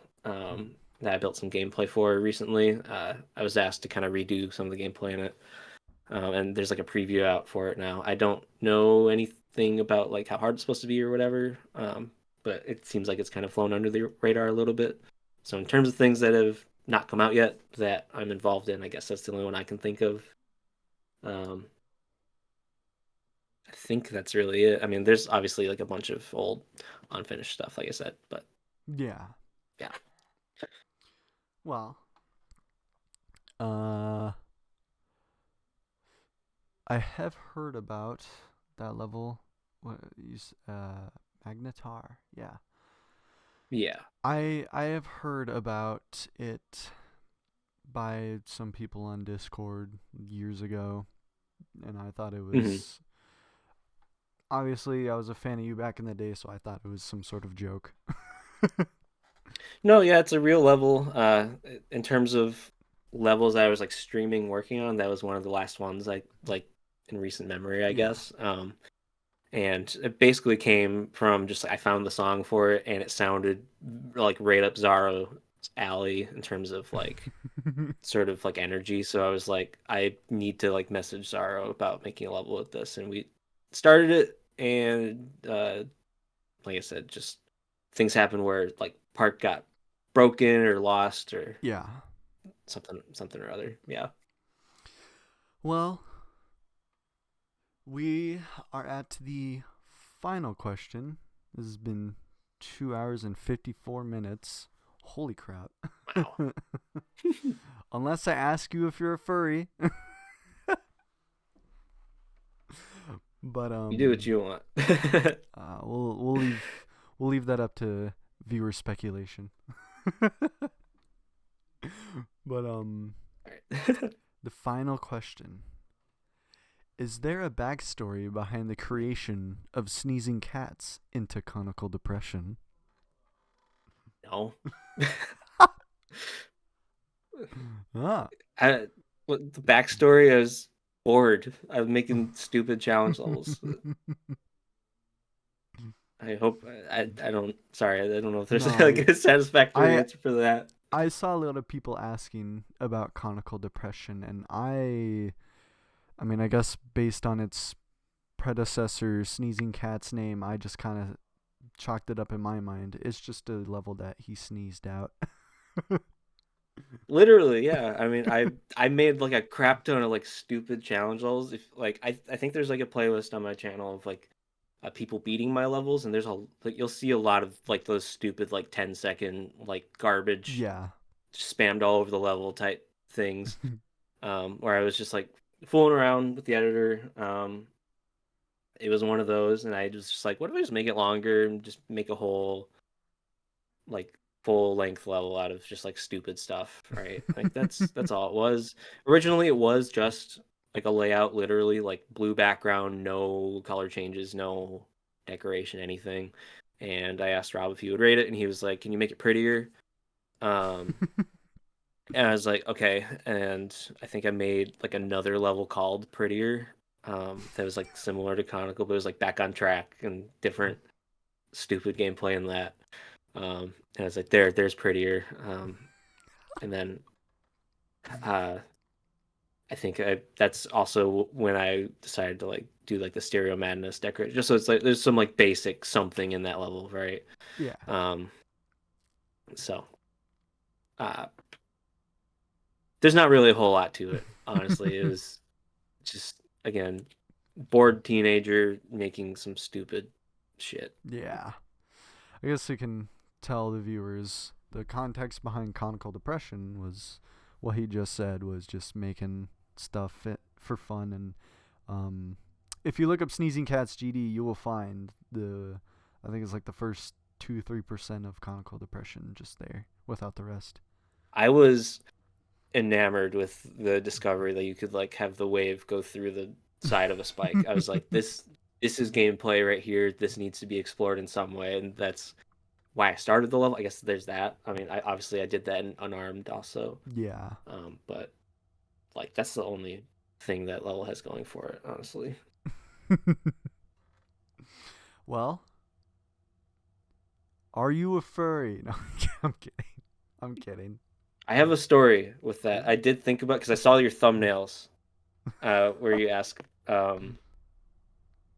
your guests if they're furry. So I was like preparing myself for it. I don't know if you want to hear it necessarily, but If you want um, to. I do want to because like I up till now I don't think I've shared this whole thing with like a with more than like a small handful of people. So like the short answer to am I a furry is no. I can comfortably say that. But um, I am friends with a lot of furries just incidentally. So I follow a lot of them on Twitter and stuff, and sometimes they'll like retweet furry art and it'll end up on my timeline or whatever. And one time there was like a cute piece of furry art that showed up on my timeline, and I liked it because that's what you do when you see cool art on your timelines. You like it, right? Mm-hmm. And likes are public, at least at the time they were. I I didn't have any sort of shame in that because like if there's something that I was ashamed of liking, I just wouldn't like it, right?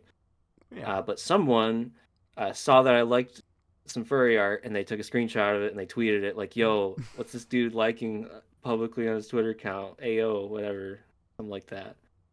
So, to that effect, right? And it wasn't the first time this happened. And there's different ways you can respond to that. You can ignore it. You can just be like, "Why are you doing that? That's weird behavior," right?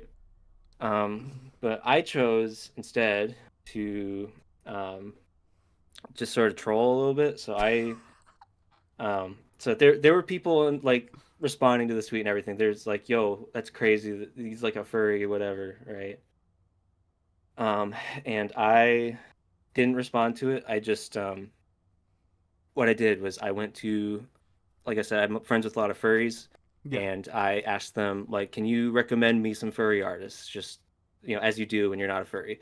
And they like start giving me like just a bunch of like furry artists and stuff, and I'm just like bookmarking a bunch of furry art on Twitter as you do, and then what I do is so there's this like trend at the time on Twitter where you would be like, "Oh man, I forgot likes are public. Yeah. Oops." Right? And then that directs people like go look at your likes and it's all just something weird, right? So what I did was I liked every single tweet from the K-pop idol Psy. Um, so, like Gangnam Style Psy, Yeah. right? I liked every single one of his tweets, like including replies, every single one. I think I got rate limited by Twitter from how many tweets I was liking. So, and then I tweeted, keep forgetting likes are public. Uh, so then uh, you get a bunch of people looking at that tweet and they look at my likes and they see, oh, he just liked a bunch of Gangnam Style shit. That's funny. But then there's like that small group of people that saw the furry art and they're like, he's trying to hide the furry art, bro. You can't hide it. So now the replies to this tweet are like half people being like he's trying to hide the furry art and showing screenshots of that, and then there's half people just scrolling through the Gangnam Style stuff. He's like, oh, open Gangnam Style, and then after that, um, uh, I then went through all my bookmarks and liked all the furry art like a few hours later. It might have been like a day later, and then my tweet's still circulating. So then now there's a third group of people that are seeing this tweet of me saying forgetting likes are public. They go in my likes and it's all just furry art. So now there's three groups of people in the replies. There's the people that are like you're trying to hide the furry art. There's the Gangnam Style shit, and then there's people that are like, why are you just liking a bunch of furry art? Who cares? um, and this is all just like a targeted psychic attack against that first group of people who were like just like stalking my likes and tweeting about it. So that's my funny story, and I wanted to share it because um, I don't think a lot of people knew about that. But I still think it's probably my proudest Twitter bit as of now. Oh my god, that is awesome. Oh my god. Yeah, no, that. And even beyond that, people often like, say they like because like the Twitter profile pictures are like really small. Yeah. Like a lot of people like sort of like get this mental interpretation of what it is. Mine is like just like a super monkey ball figure that I took a photo of one time. And a lot of people will say in the replies of just like random tweets from me, they'll say like, "Oh, I thought your profile picture was like some sort of like raccoon persona with green hair or something," and I'm just like, yeah. um, so I don't know. There's a whole history with that whole thing. Oh my god, that is amazing levels of trolling.